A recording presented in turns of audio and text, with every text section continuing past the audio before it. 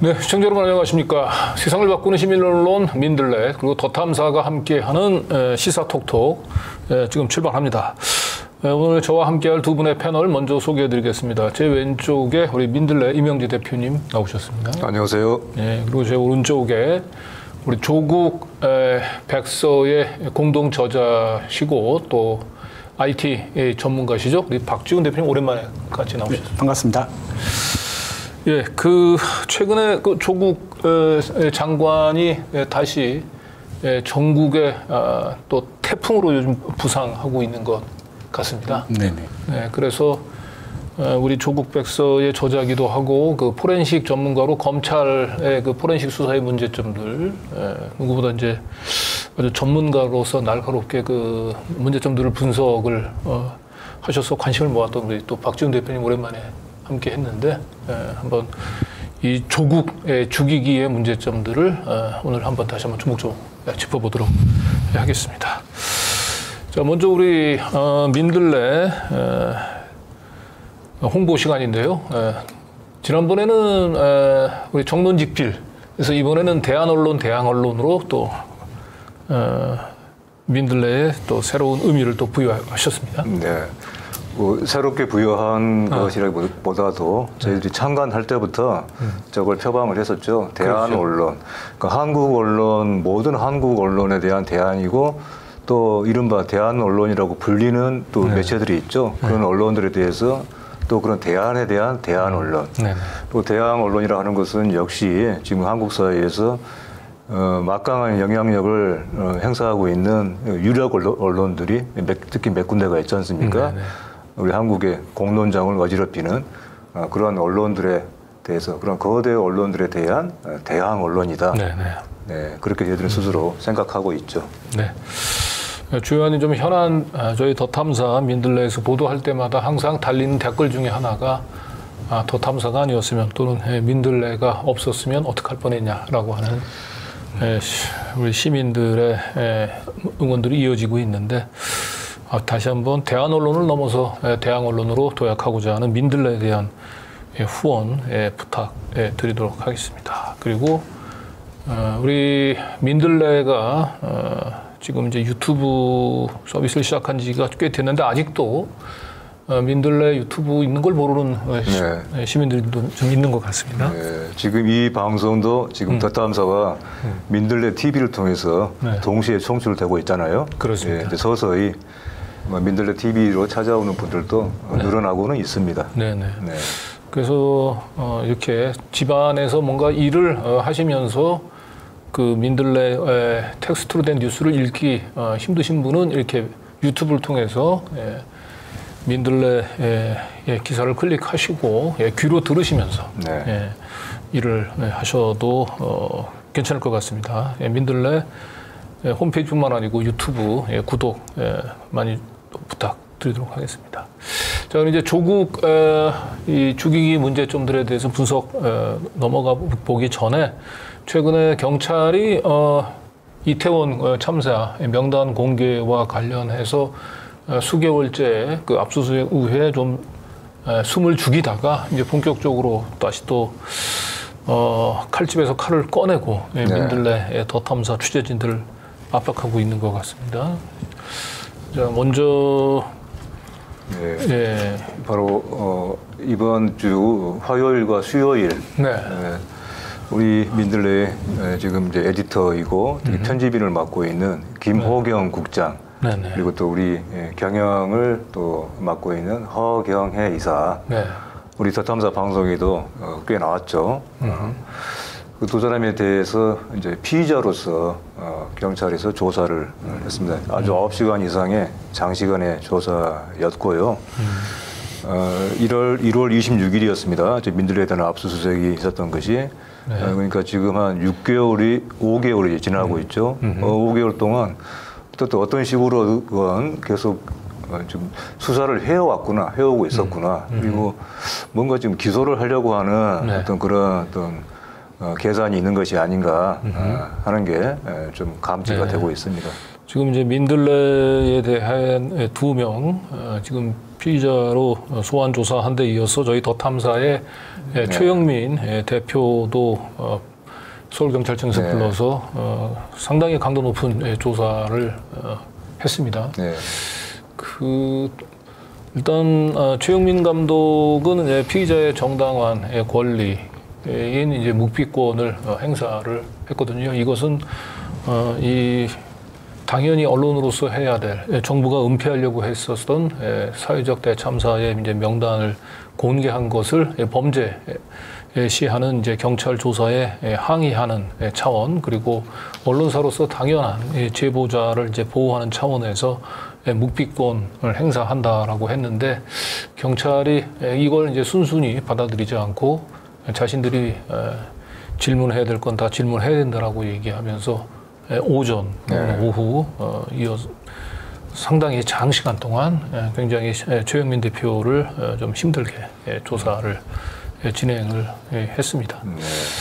어쨌든 민들레 이 명단 공개에 대한 이 경찰 수사는 이 뭐 정권 차원에서 뭔가 정치적인 의도를 가지고 있는 것 같아요. 네, 뒤에는 물론 이제 권력, 또 검찰이 있죠. 네, 어쨌든 지금 경찰이 뭐 어떤 이런 뭐 일선에서 이런 악역을 맡고 있는 건데요. 어제 이제 우리 조사를 받고 나온 우리 허경혜 이사가 그렇게 얘기를 하더라고요. 경찰이 물어보기를 명단 공개가 정당했다고 생각하느냐, 또 이런 질문을 했다고 그래요. 저는 이렇게 한번 되물어 봤을 것 같아요. 그렇다면은 이태원 참사라고 하는 그런 대참사, 사회적인 대비극에 대해서 그 참사를 처리하고 은폐하는 데 대해서 전혀 수사가 이루어지지 않고 있는 데 대해서는 그 같은 수사를 경찰이 보이지 않고 있는 것은 스스로가 생각하기에 정당하다고 보느냐. 그리고 이 같은 작은 언론사를 상대로 샅샅이 조사하는 것이 그런 일에 경찰 인력을 대대적으로, 그것도 최정예 인력들이라고 할 수 있는 서울경찰청, 광역수사대, 반부패 공공범죄수사대를 이런 정도의 일에 이렇게 대대적으로 투입하는 것이 정당하다고 보느냐.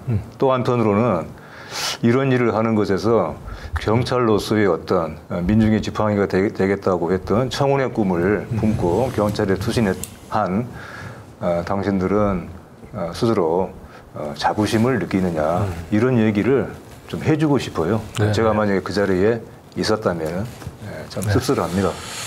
네, 저희 연합뉴스에서 저희 민들레하고 더 탐사에 대한 그 명단 공개 관련된 수사, 아주 간단한 그 단신인데요. 이게 지금 제가 저거를 가져온 이유가 있습니다. 앞부분에는 이제 뉴시스라고 하는 다른 통신사에서 조사 이 내용을 보도한 기사는 바로 앞부분에 화면이 있는데요. 우리 민들레가 내놓은 입장문을 그래도 뒷부분에 붙이기는 했습니다.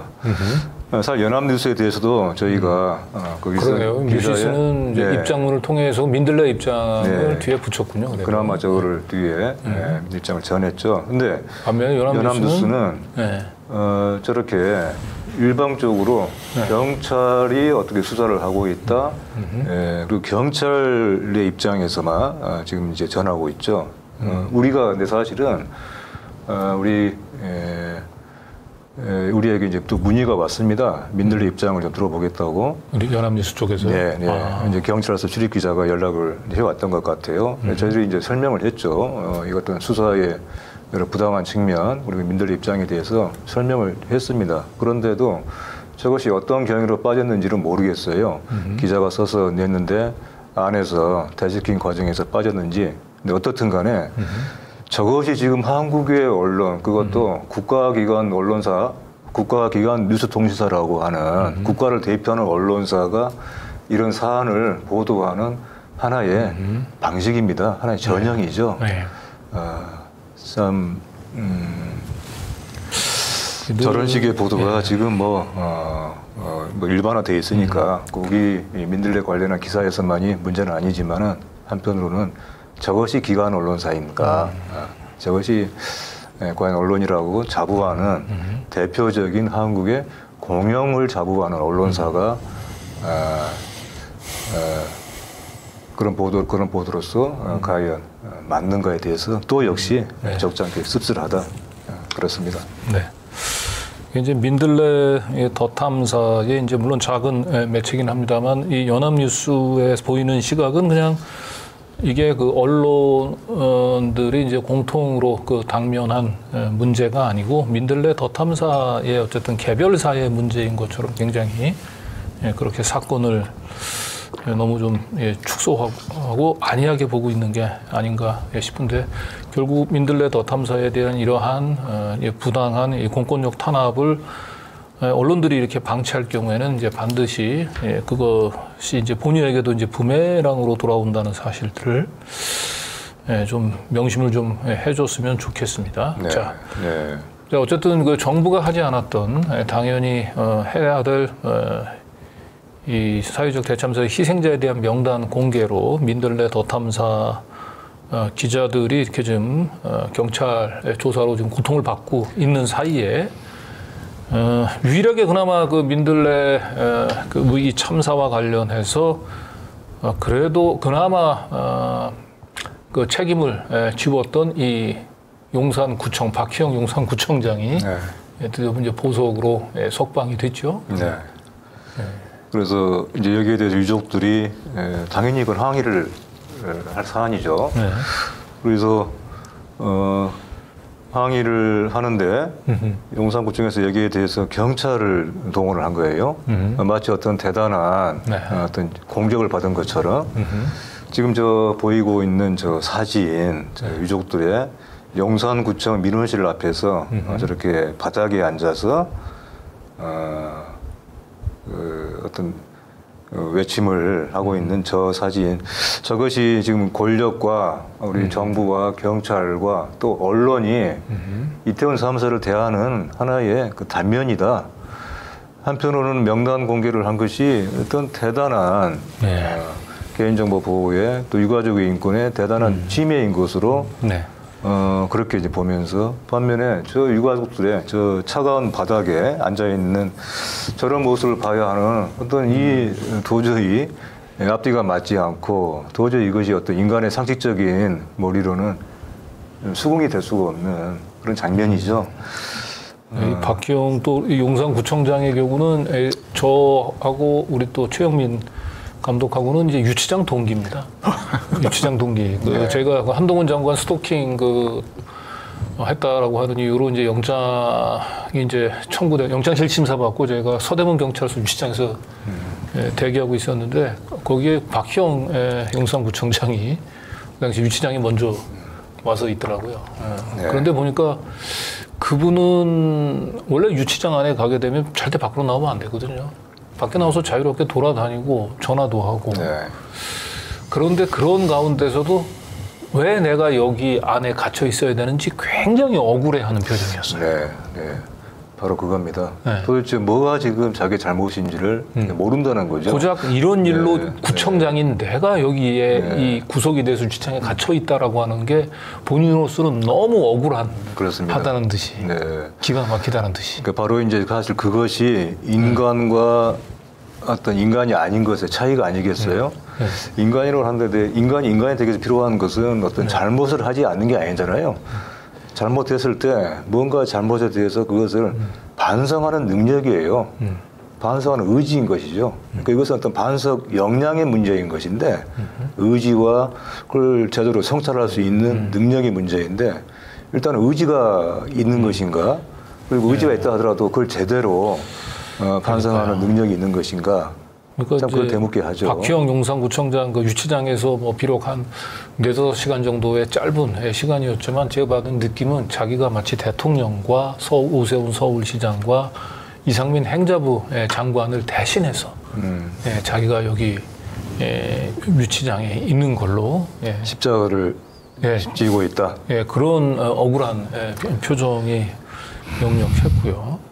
그래서 결국 이제 박희영 구청장을 풀어주면서 명단 공개를 했다라고 하는 더 탐사와 민들레를 수사하고 있는 이 서울경찰청장 김강호 서울경찰청장이 또 이태원 참사에 굉장히 큰 참사에 책임이 있는 사람이고 실제로 이 국수본에서는 김강호 청장에 대해서 구속영장을 신청을 했는데 대검에서 그걸 막았다고 알려져 있죠. 그렇죠. 그러니까 정작 책임을 져야 될 이 김강호 서울청장이 거꾸로 유족들의 아픔들을 대신하기 위해서 명단을 공개했었던 더 탐사와 이제 민들레를 지금 이제 죄인으로 취급을 하면서 지금 수사를 하고 있는 상황인데 나라의 기본 정의가 완전히 전도가 된 것 같습니다. 그리고 물구나무 쓴 것 같은 상황입니다. 자, 그럼 이제 본격적으로 우리 이 최근에 전국의 태풍으로 부상하고 있는 이 조국 장관 관련해서 조국 죽이기 문제점이 뭔지 하나하나 짚어보는 순서로 넘어가 보도록 하겠습니다. 먼저 문화일보가 최근에 경찰 그대가 조국 흥행 조작 의혹을 수사한다라고 하는 보도를 내보냈었네요. 이게 6월 15일자 보도네요. 오늘 목요일자요. 드디어 이제 그 조국 장관이 이제 내년 3월 그 총선 지금 출마설이 막 굉장히 나오니까. 지금 초미의 관심사가 되다 보니까 지금 이제 경찰이 지금 1차 죽이기로는 안 되고 지금 완전히 이제 조국 장관을 다시 2차로 이제 정치적인 타살을 위한 2차 조국 죽이기 프로젝트에 돌입을 한 것 같아요. 뭐 어떻게든지 발목을 조금이라도 더 잡겠다. 총선 출마 전에 뭐 이런 의도가 있는 게 아닌가. 뭐 본인의 입장을 확실히 정하지도 않은 상황에서 미리 발목을 잡아놓고 느리게 가도록 이렇게 늦추겠다 이런 생각이 있는 것 같은데 이 그대가 조국 같은 경우에는 뭐 아시다시피 저도 출연을 했고 초반부터 해서 이제 마지막 상영까지도 제가 이제 전국을 돌면서 같이 GV를 했었거든요. 맞아. 우리 박지원 대표도 그대가 조국에 참 출연하셨나요? 마지막. 배우셨어요 보니까요. 잠깐 입고 있었네요. 뭐 수도권뿐만 아니라 뭐 춘천이나 어디 뭐 울산, 광주, 그다음에 이런 지방의 소도시까지 다 돌아다니면서 이제 소규모 상영회에 뭐 심지어는 20몇 명이 온 숫자밖에 안 왔더라도 그 숫자를 그대로 영진이에 보고를 했거든요. 그러니까 저하고 이제 고희석 기자님 같이 가는 경우가 많았기 때문에 그럼 둘 중에 한 사람이 이제 영진이에다 그 숫자를 이제 보고를 했었죠. 그렇게 이제 그 제작사를 통해서 한 거긴 하지만은 그럴 정도로 이제 꼼꼼하게 이제 이 관객 수를 따지는 데 있어서는 뭐 의심의 여지가 없도록 그렇게 했었는데 경찰은 지금 초반에 이제 이게 그대가 조국이 어떻게 이제 그 배급이 됐냐면은 초반에 후원한 사람들이 그대로 관객이 되는 그래서 표로 이제 대갚아주는 리워드로 그런 형식이었기 때문에 후원한 사람들 중에서 이제 나중에 이제 DVD로 받는 사람도 있겠지만은 그 말고 DVD 말고 이제 그 표로 받는 사람들이 있었거든요. 근데 표를 받고도 안 가는 사람들이 있었어요. 그러니까 그렇죠. 쉽게 말하면 이제 표를 사고도 안 갔다 이거죠. 그걸 지금 조작이라고 본다는 거죠. 현장에 안 왔으니까. 그러면은 그런 식으로 따지면은 우리나라에 어떤 영화든지 다 조작인 거죠. 단 한 사람이라도 뭐 표 사놓고 안 가면은 그게 결과적으로 제작사의 책임이 돼버리는 관객의 책임일 수 있는 문제인데 그런 식으로 지금 수사를 하고 있다는 것에서 정말 어처구니가 없는 거죠. 예, 영화 제작하는데 이제 그 본인이 그 후원을 하겠다라고 하는 걸 뭐 후원 조건이 이제 영화 관람을 할 수 있는 거지만 이제 본인이 후원은 하는데 개인 사정 때문에 영화 관람을 하지 않은 그렇죠. 시간이 안 맞아서 못 가는 경우도 있고 그거를 이제 결국은 흥행 조작으로 혐의를 두고 지금 수사를 벌이고 있는 거군요. 정말 치졸하고 옹졸하게 그죠. 예, 영화가 보통 이제 저도 이제 이 영화 GV를 돌면서 이제 제작사 관계자, 뭐 배급사 관계자 이런 사람들하고 같이 얘기를 하다 보니까 보통 최근 몇 년간 이제 국내 영화들, 그러니까 뭐 해외 영화도 마찬가지고 국내 개봉하는 영화들이 초반 한 2주 사이에 흥행이 사실상 거의 다 끝나거든요. 그래서 그 이후에는 거의 뭐 빠르게는 2주 지나면 바로 넷플릭스나 이런 쪽으로 넘겨버리는 영화도 있고. 그래서 초반에 그대가 조국 같은 경우에도 한 2주 정도 안에 흥행이 끝날 거라고 생각했었는데 실제로는 그보다 훨씬 더 오래 갔거든요. 거의 한 달 가까이.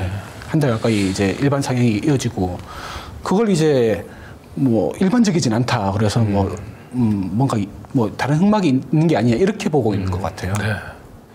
이게 아무래도 이제 최근에 이제 조국 전 장관의 이제 총선 출마설이 뜨거운 관심사가 되고, 조국 장관이 얼마 전에 또 문재인 대통령 있는 또 양산에 내려가서 같이 이제 그 평산 책방인가요? 예, 거기서 이제 시민들하고도 만나고 이러면서 이제 상당히 어쨌든 윤석열 정권이 좀 긴장을 하고 있는 것 같아요. 민감해하는 것 같습니다. 예, 그 본인이 이제 조국에 대해서 완벽하게 이제 사법적 살인을 끝냈다라고 생각을 했는데, 조국 장관이 이제 정치적인 지금 이제 부활 가능성들이 지금 점쳐지고 있다 보니까 이제 상당히 긴장을 하고 있는 것 같죠. 예. 서울대에서 파면 처분을 내린 것도 그걸로 자연스럽게 얘기를 한번 넘어가 볼까요? 예. 예, 서울대가 얼마 전에 조국 장관에 대해서 파면 조치를 했죠. 예. 이것도 경찰 흥행조작 수사하고 거의 시기적으로 맞물렸어요. 그렇습니다. 예. 예. 그러니까 이미 사법적인 살인으로는 이제 그 부족하다고 싶으니까 완전히 조국 전 장관에 대한 이제 도덕성을 근저에서부터 뭐 뿌리채 이제 흔들어 보자라고 하는 뭐 발상인 것 같아요. 예. 명분을 다 최대한 끊어보겠다 이런 의도인 것 같습니다. 뭐 전례도 없고 지금 1심이 끝난 지 지금 몇 달이나 지났고 항소심은 이제 시작하려고 하는 그런 시점인데 그러니까 시기적으로 도저히 납득이 안 되는 파면 처분이지 않습니까? 서울대는 원래 이제 그 재판이 끝날 때까지 기다려보겠다라는 대응이었었는데 지금 총장이 바뀌고 나서 이렇게 이제 급작스럽게 태도가 바뀐 겁니다. 그러니까 직접적인 계기가 총장 교체인 거죠.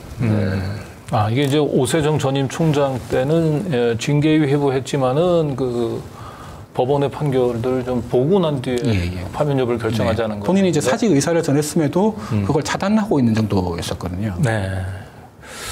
자, 그게 당연한 거 아닌가요? 무죄 추정의 원칙에 입각해서. 당연합니다. 그리고 사실 사직하려는 사람을 파면시킨 거죠. 네, 사직하는 사람을 파면 서울대에서 과거에 이런 교수들에 대한 징계에 있어서 과연 이렇게 1심에서의 유죄 판결만을 가지고 이렇게 바로 파면 처분을 한 적이 있었던가에 대해서 저는 한번 따져봐야 되겠고요. 예.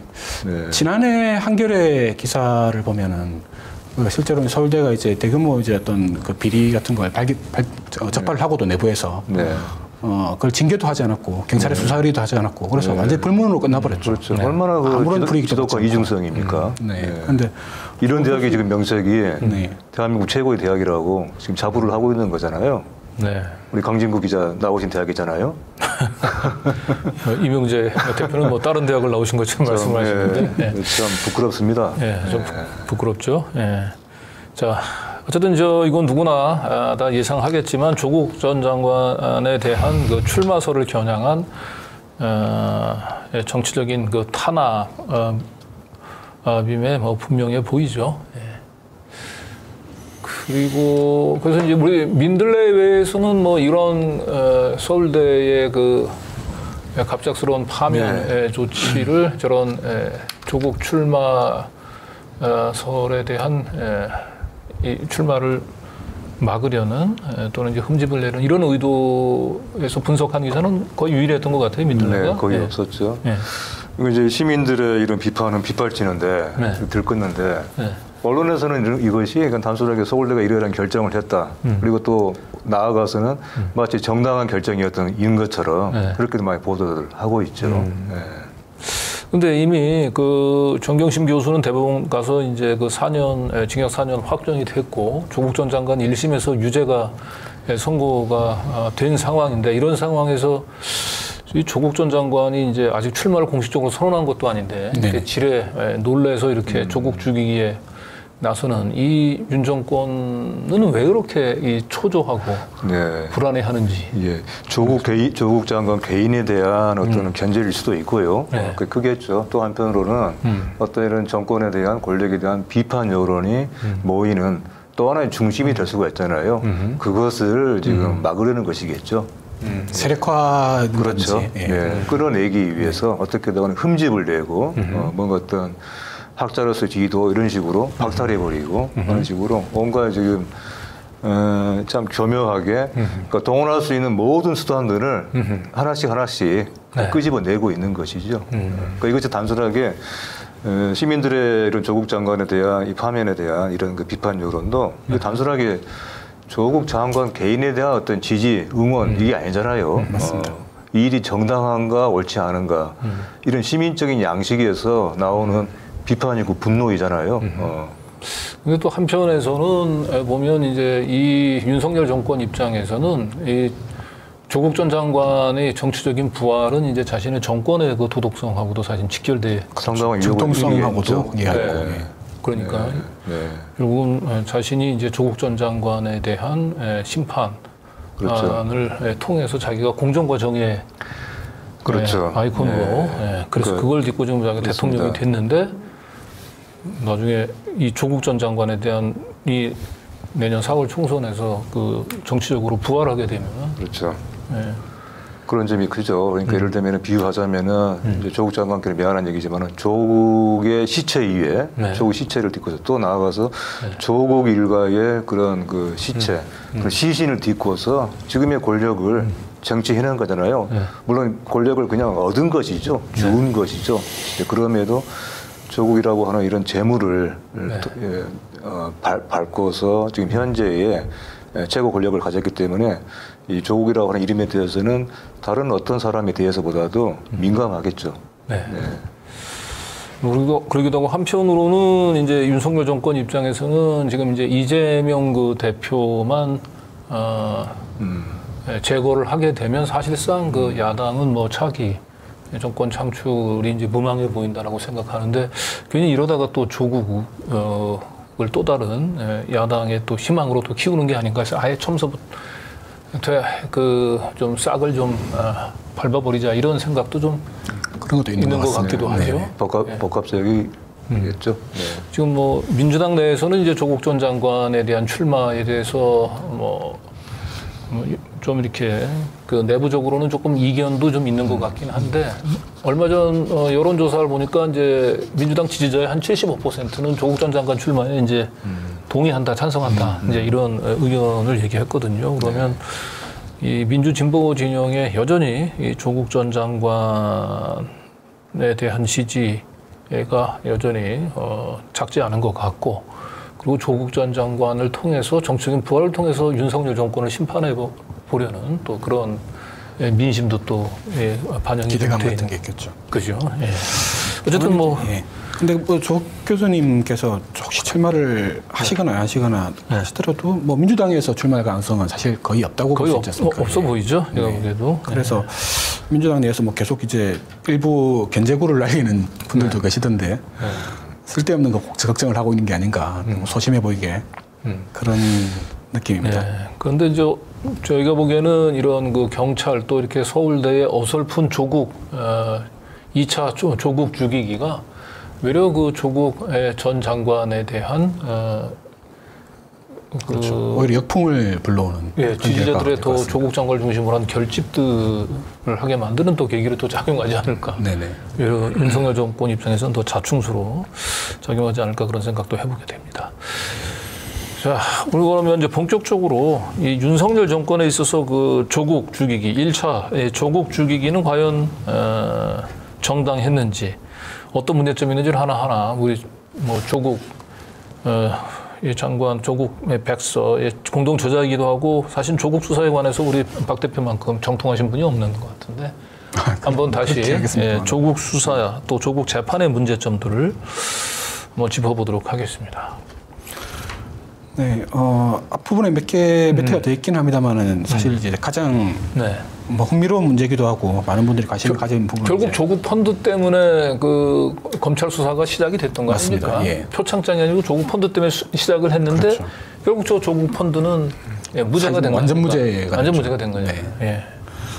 근데 사실 그 와중에 이제 물론 이제 검찰이 이제 어떤 방향 지시를 하면은 언론이 따라 쓰는 그런 구조가 반복됐지만은 거기에 또 다른 축으로 등장한 게 이제 권경의 변호사하고 김경렬 회계사 이 두 사람이지 않습니까?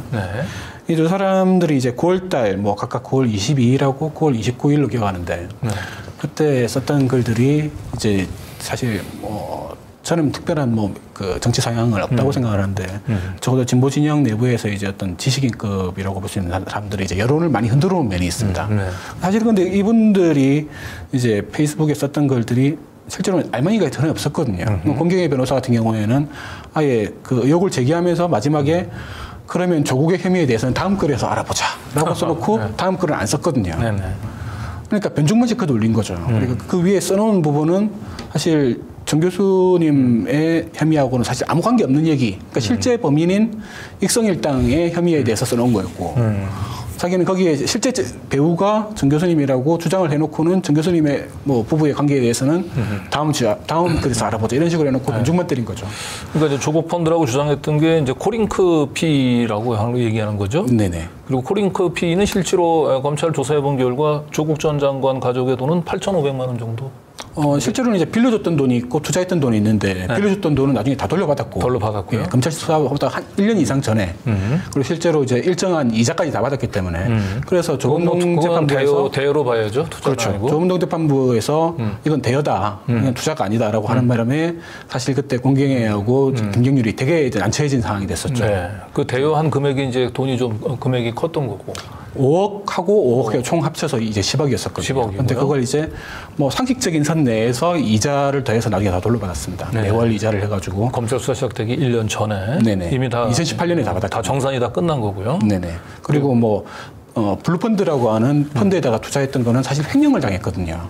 김경률은 마지막까지 그걸 최근까지도 이게 뭐 복잡하게 해가지고 뭐 WFM이라는 그 회사의 지분으로 사실상 직접 투자를 않습니다. 이렇게 주장하고 있는데 그럼 결국 거짓말이거든요. 말 그대로. 검찰 수사를 통해서 이 조국 펀드라고 얘기하는 코링크 P라고 하는 곳에 들어가 있는 순수한 투자 금액은 어느 정도로 지금?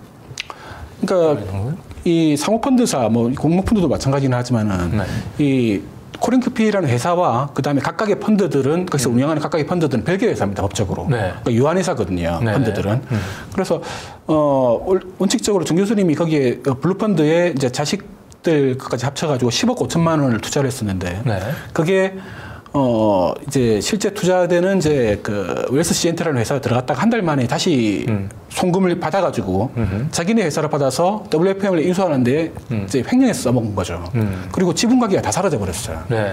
그러니까 돈이 증발해 버린 거죠, 아예. 네. 그러니까 이걸 정 교수님이 나중에 그걸 끝까지 모르셨지만 이제 그 최근까지도 그 사실이 별로 안 알려져가지고 아마 모르셨을 것 같아요. 근데 그 10억 5천만 원이 실제로는 법적으로 완전히 증발해버린 상태이기 때문에 횡령으로 끝난 거거든요. 이게 WFM에 나머지 돈이 뭐 이렇게 넘어갔다고 하더라도 그게 법적으로 주장할 방법이 없고 소송을 거쳐가지고 아니면 내 돈으로 가야 되는데 사실 이쪽에 지금 이제 쿠링크 자체가 이제 증발된 상태이기 때문에 그래서 소송을 거치더라도 실제로 돌려받을 수 없고. 네. 그러니까 결국은 이제 사모펀드를 활용한 이제 횡령, 그 사기극의 피해자라고도 볼 수 있겠네요.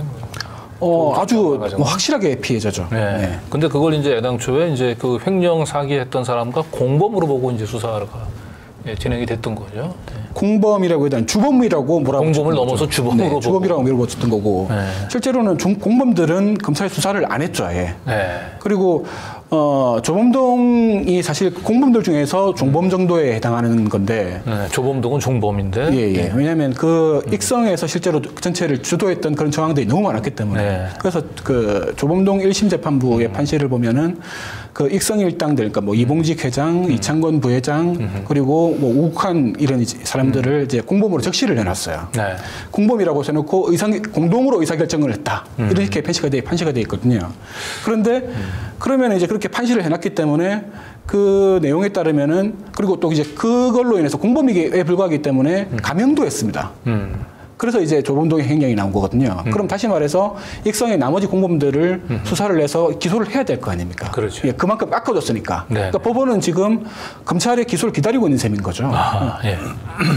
그러니까 이제 결론적으로 얘기하자면은 이제 조국 펀드라고 얘기하는 것의 주범은 조국 전 장관은 결국 이런 그 펀드를 활용한 횡령 사기극의 피해자였던 그렇죠. 거고. 그리고 조국 장관의 이제 오촌인가요? 육촌 조카.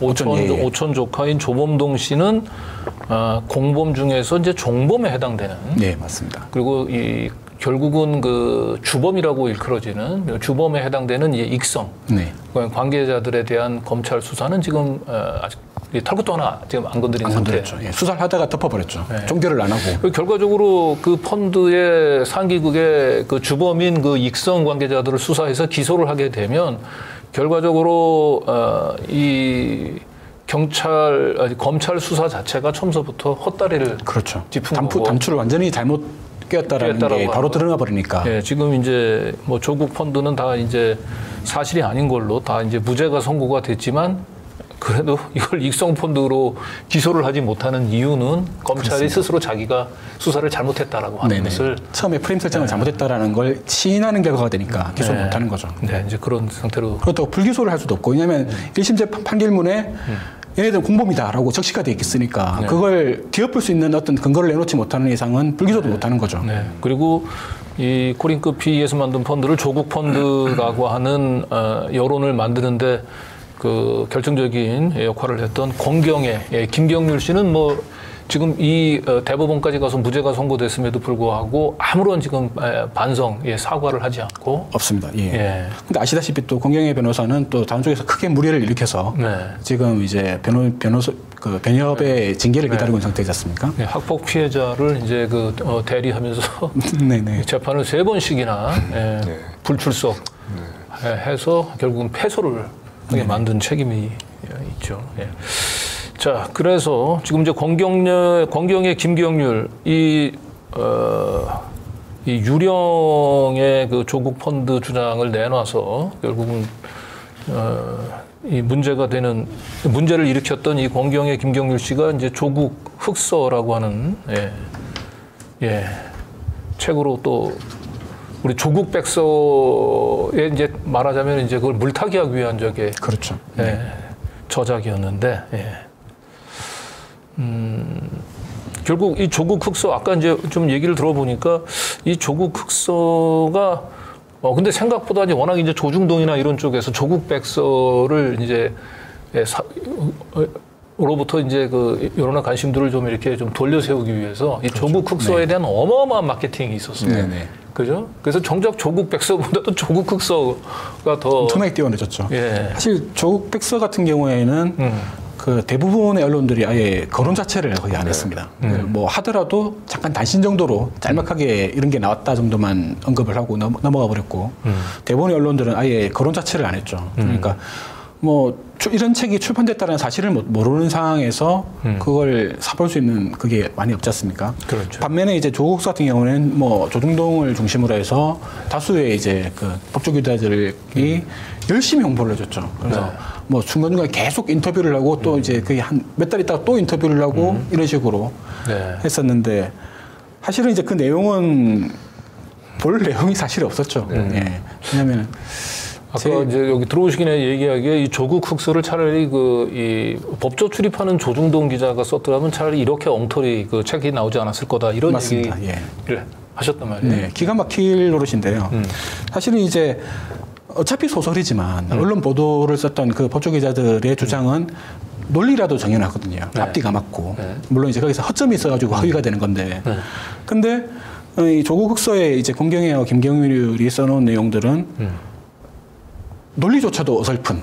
그래서 보다 보면 이게 도대체 무슨 얘기를 하려는 건지 문맥이 도대체 이게 뭐 하는 문맥인지가 파악이 안 될 정도로 그런 내용이고 사실 뭐 자기들이 이제 스스로 밝힌 그 출판 방식도 어떤 자료를 통해서 이렇게 뭐 GP를 하는 게 아니라 이 필진 5명이 앉아가지고 그냥 차담회를 하는 내용을 기록만 한 거거든요. 녹취를 하고 그대로 그걸 녹취한 내용 그대로 책으로 만든 그런 내용이라서 뭐 전체 내용을 보더라도 자료 하나 제시된 게 없습니다. 그러니까 이게 뭐 권경혜 씨 같은 경우 특히 뭐 공소장 기술에 낚였다 이런 평가도 나오는데 이건 낚인 건가요? 아니면 본인이 스스로 뭔가 시나리오를 만든 건가요? 제가 보기엔 낚인 게 맞는 것 같습니다. 변호사로는 참 보기 드물게 공소장에서 말장난을 해놓은 부분이 있는데 거기를 그대로 낚인 거죠. 그러니까 공소장에 뭐 블라인드 펀드 관련으로 쓴 부분이 되게 이제 검찰이 그 좀 조잡한 그런 말장난을 쳐놨는데 사실은 검찰은 그게 블라인드 펀드라는 사실을 알고 있었어요. 그러니까 사실은 원래 블라인드 펀드는 그런 뜻이 아니지만은 당시에 이제 이슈가 되고 있었던 블라인드 펀드 의미는 투자 대상 업체가 어딘지를 모른다라는 거고 조봉동이 그렇게 알려줬거든요. 정교선 교수님한테. 정 교수님은 이제 어떤 전업 투자자가 아니니까 전문 투자자가 아니니까 그런 내용을 잘 몰랐고 조봉동이 어느 회사인지 알려주지 않는다라고 하면서 조봉동이 알려준 내용을 보면은 그 이제 법정에 다 증거로 제출됐으니까 다 W사라고 익명화해서 알려줬거든요. 중간에 이제 두 분이 이제 주고받은 어떤 메시지 내역이라든지 이메일 내역이라든지 이런 것들도 다 법정에 증거로 제출됐는데 일관되게 웰스 CNT라는 실제 회사 이름은 한 번도 거론이 안 됐고 W사로만 돼 있단 말이죠. 그것도 이제 검찰이 제출한 증거가 그렇게 돼 있습니다. 그러니까 거꾸로 이제 블라인드 펀드였다는 사실을 인정한 셈인데. 그렇군요. 그런데 권경의 변호사가 그걸 보고도 이게 블라인드 펀드가 아니라고 검찰이 주장한 것처럼 그렇게 잘못 이해를 한 이유가 검찰이 이제 여기서 이제 방송으로 설명하기는 좀 어려운데 되게 좀 치졸한 말장난을 쳐놨거든요. 마치 블라인드 펀드라는 주장이 거짓말인 것처럼 들리도록 그리고 엉뚱한 혐의에다가 그걸 갖다 붙여놨는데 예를 들면 이제 그 청문준 미단에다가 이제 그 블라인드 펀드라고 주장을 하도록 이렇게 교사를 했다. 그래서 증거 위조 교사를 붙였는데, 근데 같은 구조의 다른 문장을 보면은 허위라고 자기들이 생각했던 부분에서는 허위 주장이라고 써놨거든요. 근데 이 블라인드 펀드 부분에서는 허위를 빼놨어요. 똑같은 구조의 문장인데, 그러니까 검찰도 알고 있었던 거죠. 그러면서도 이제 어설픈 사람들이 보면은 공소장을 잘 못 보는 사람들이 보면은 이건 블라인드 펀드가 허위라고 주장한 것처럼 교묘하게 한 것이. 예, 진짜 교묘합니다. 그런데 어쨌든 정경심 교수는 이제 그 펀드에다가 이제 돈을 투자를 했지만 그게 어느 회사에 투자되는지는 이제 몰랐다라고 하는 건 그렇죠. 검찰 스스로 제출한 증거를 통해서 확인이 입증이 된 거죠. 건데 이제 권경혜 씨는 이제 그 검찰이 이제 그 이 공소장 그 기술에 그 낚여서 그렇죠. 결국 정경심이 어디로 투자되는지 몰랐다는 건 다 거짓말이다. 예. 이런 그 낚이는 것도 웃기지만은 사실 변호사라는 사람이 그러니까 검사 출신도 아닌 그래서 스스로 민변 출신이라고 강조하는 사람이 이 공소장에 주장하는 내용이 그대로 사실이라고 받아들이는 것 자체가 좀 기가 막히는 일이죠. 이런 사람한테 어떻게 소송을 맡기겠습니까? 네.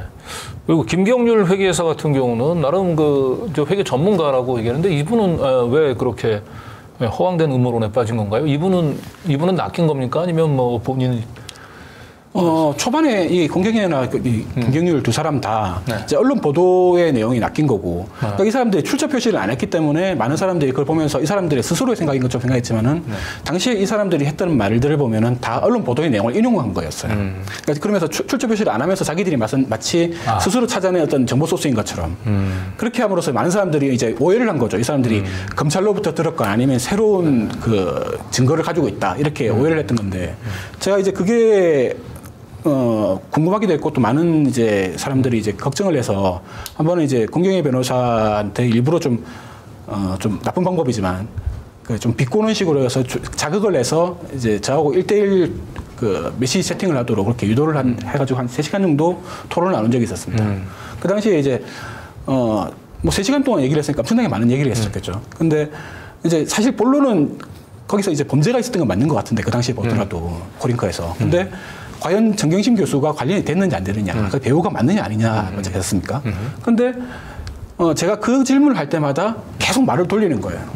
그러면서 여기서 뭐 코링크가 어떠니 그런데 우욱하는 어떠니 이런 얘기를 하면서 그러니까 제가 서너 차례 정도 중간에 물어봤는데 계속 매번 말을 바꾸는 걸 보고 이 사람은 빈깡통이구나라는 걸 확인을 한 거죠.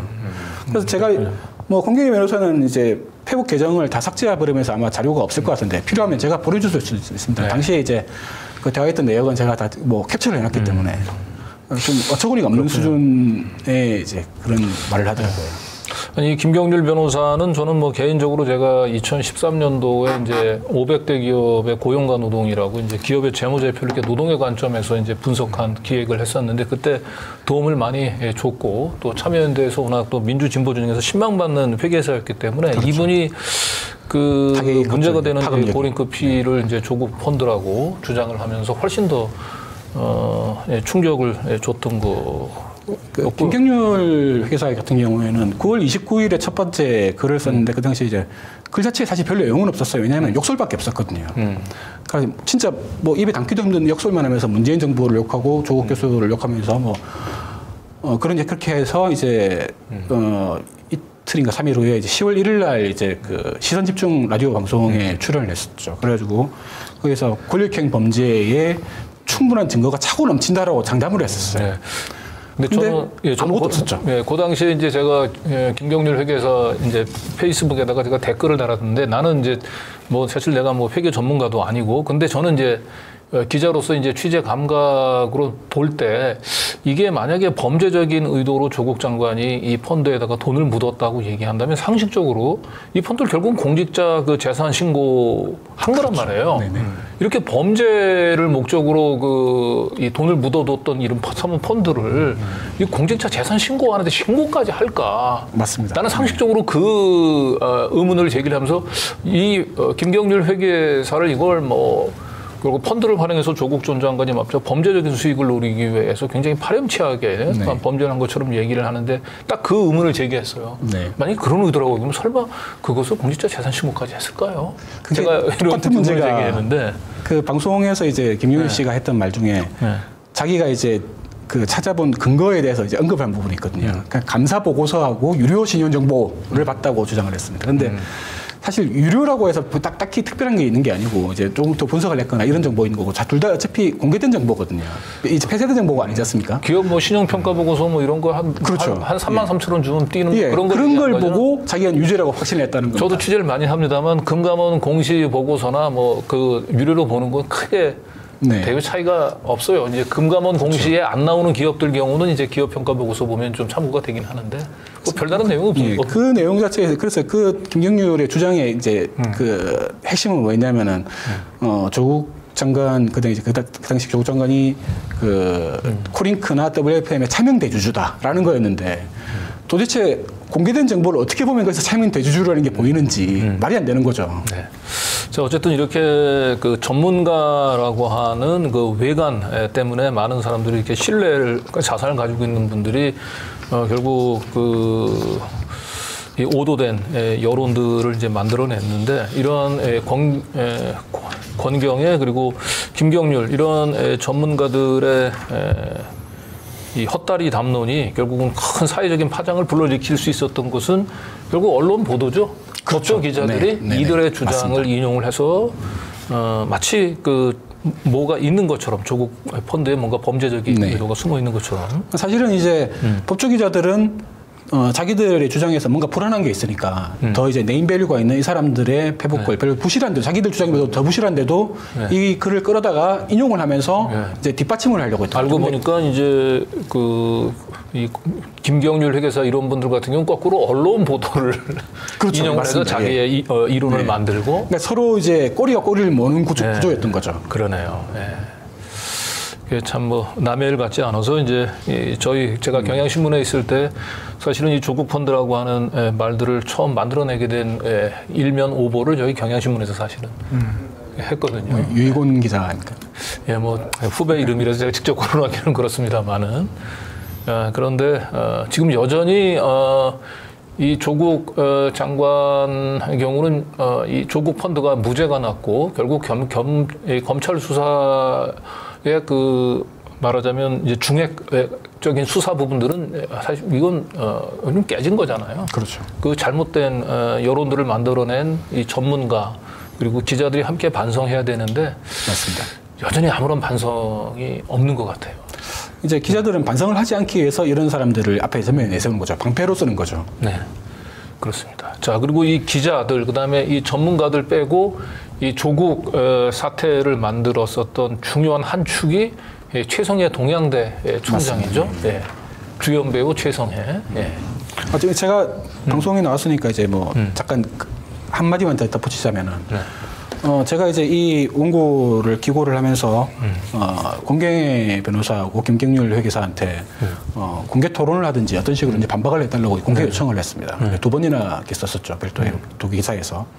그러니까 토론이 가장 이제 좋겠다. 하지만 다른 방식이 더 좋다면 다른 방식으로라도 반박을 해달라라고 했습니다만 아직 아무런 반박을 받지 못했고요. 그 2019년 10월 1일 그 시선집중 방송에 나온 이후에 그 김경일 변호사의 그런 제안이 들어갔습니다. 제보자 X가 그럼 나하고 공개 토론을 하자. 같은 방송에서. 네. 그렇게 제안을 했었는데 처음에는 이제 오케이를 했었대요. 근데 나중에는 이제 뭐가 안 돼서 뭐가 안 되고 조건을 달면서 하다가 취소시켜버린 거죠. 결국 이제 혼자서 이제 떠드는 건 정말 잘하더라고요. 그러니까 2011년에도 보면은 자신이 이제 자기 그 채널을 만들어서 유튜브 방송에서 한참 막 멍터리 주장을 하고 있던데, 그래서 제가 다 반박을 했었고. 근데 이제 막상 이제 뭔가 좀 실체를 제대로 알고 있는 사람하고 토론을 하는 것은 계속 피하고 다니는 것 같습니다. 근데 뭐 별로 기대는 안 하지만 반박할 생각이 있으면은 언제든지 저한테 요청을 하시면은 저는 뭐 공개적으로 다른 분들이 협조를 얻어서라도 공개 토론 자리를 만들도록 하겠습니다. 절대 그 진실의 링에 그분들은 안 오를 겁니다. 그럴 것 같습니다. 네. 자, 그런데 결국 이 펀드 수사가 검찰에서 뭔가 잘 안 풀리면서 이제 새로운 탈출구를 이 표창장 그 위조로 탈출구를 모색한 것 같고, 여기에 이제 최성해 총장이 원맨쇼를 했죠. 거의. 네. 그런데 이 최성해 동양대 그 총장인데, 그 동양대의 이사장이 이 정상명이라고 하는 분이 또 거기 이사장 검찰총장 있었거든요. 검찰총장 출신이고 윤석열 그다음에 김건희 씨의 그 주례를 보신 분이기도 하고. 그런가요? 네, 그리고 윤석열이 이제 대통령에 취임하고 난 뒤에 북한에서 미사일 발사한 그 다음 날 이렇게 눈이 개슴칠하게 풀려가지고 차수를 변경하면서 술을 먹었었잖아요. 그 집 앞에 2차, 아크로비스타 앞에서 2차로 술 먹을 때 한 대여섯 명이 있었는데, 거기에 이 정상명 이분이 있었다라고 하는 또 시민들의 저희 제보가 있긴 했습니다. 물론 이건 뭐 공식적으로 확인된 건 아닌데. 저도 이제 기사화하기는 힘들긴 한데 그 최측근의 녹취록에 보면은 윤석열이 이제 그 수사 중에 최성해하고 개인적으로 같이 밥을 먹었다라는 얘기도 있거든요. 네. 그래서 이제 더 추가 확인이 안 되고 녹취록밖에 없는 상태라서 그걸 이제 기사하기는 곤란하지만은 상당히 많이 의심스러운 그런 정황이 있습니다. 그걸 자기 최측근 이제 그 정모 씨한테도 얘기하고 또 자기 그 조카한테도 얘기했고, 외조카한테도 그 얘기를 했었죠. 예, 그러니까 검찰 조사를 이제 받고 나온 뒤에 다시 한번 그 검찰에서 연락이 와가지고 2차로 만났다라는 2차로 갔다라고 하는 얘기. 그건 저도 이제 최성해 총장하고 저도 개인적으로 한 3시간, 4시간 정도 통화를 했었거든요. 네. 근데 물론 이제 밥을 먹었다라고 하는 사실은 인정은 안 해요. 그런데 조카분한테 제가 직접 들었던 얘기는 검찰 조사 이제 2번째인가요? 조사받고 나오면서는 이제 저희가 윤석열하고 밥을 먹었다라고 하는 얘기를 자랑 삼아 했다라고 얘기합니다. 나중에 언젠가는 뭐 밝혀질 날이 있지 않을까 있어야죠. 싶습니다. 근데 어쨌든 이 조국 펀드 수사를 진행하던 검찰 수사가 이제 그 결국 막다른 벽에 이제 부딪히면서 그 탈출구 퇴로를 열어줬던 게 이 표창장 부분인데, 이 부분들은 좀 나중에 좀 뭔가 이분들에 대한 그 진상이 드러나게 되면 수사를 했었던 검찰이 실제로는 범죄를 저질렀다라고 하는 평가를 저는 받을 수도 있는 날이 오지 않을까. 실질적으로도 그렇다고 봅니다. 예. 네. 자, 그리고 결국은 이 최성해가 이제 1심에서 정경심 교수 표창장 위조에 결정적인 이제 증거로 작용을 했었죠. 네네. 예, 그래서 이제 1심 임정엽 재판부, 왜 임정엽 재판부는 최성해를 결국은 믿을 만한 사람이라고 평가를 했는데, 제가 신빙성이라는 표현을 직접 써가면서 믿을 수 있다라고 그렇게 판단을 했죠. 네. 저는 뭐 3시간, 4시간 정도 제가 직접 통화를 했습니다만, 저하고 통화하는 중에도 말을 몇 번이나 바꾸는지 몰라요, 이분이. 법정에서도 그랬거든요. 네. 근데 뭘 가지고 임정엽 판사는 최성해를 신뢰할 만한 인물이라고 판단을 했는지. 사실 그 재판 기록을 봐서는 거기에 근거가 전혀 없습니다. 그러니까 신뢰를 할 이유가 전혀 없는. 그러니까 법정에서도 같은 자리에서, 그러니까 2번 나온 것도 아니고 같은 자리에서 그 자리에서 바로 말을 3번을 바꾸는 정도였고, 그 이전에 이미 뭐 1년 번호가 문제라더니 뭐 교육학 방사가 안 들어갔으니까 뭐 위조 증거라고 내놨던 것들이 사실은 9월 초에 이미 다 깨졌거든요.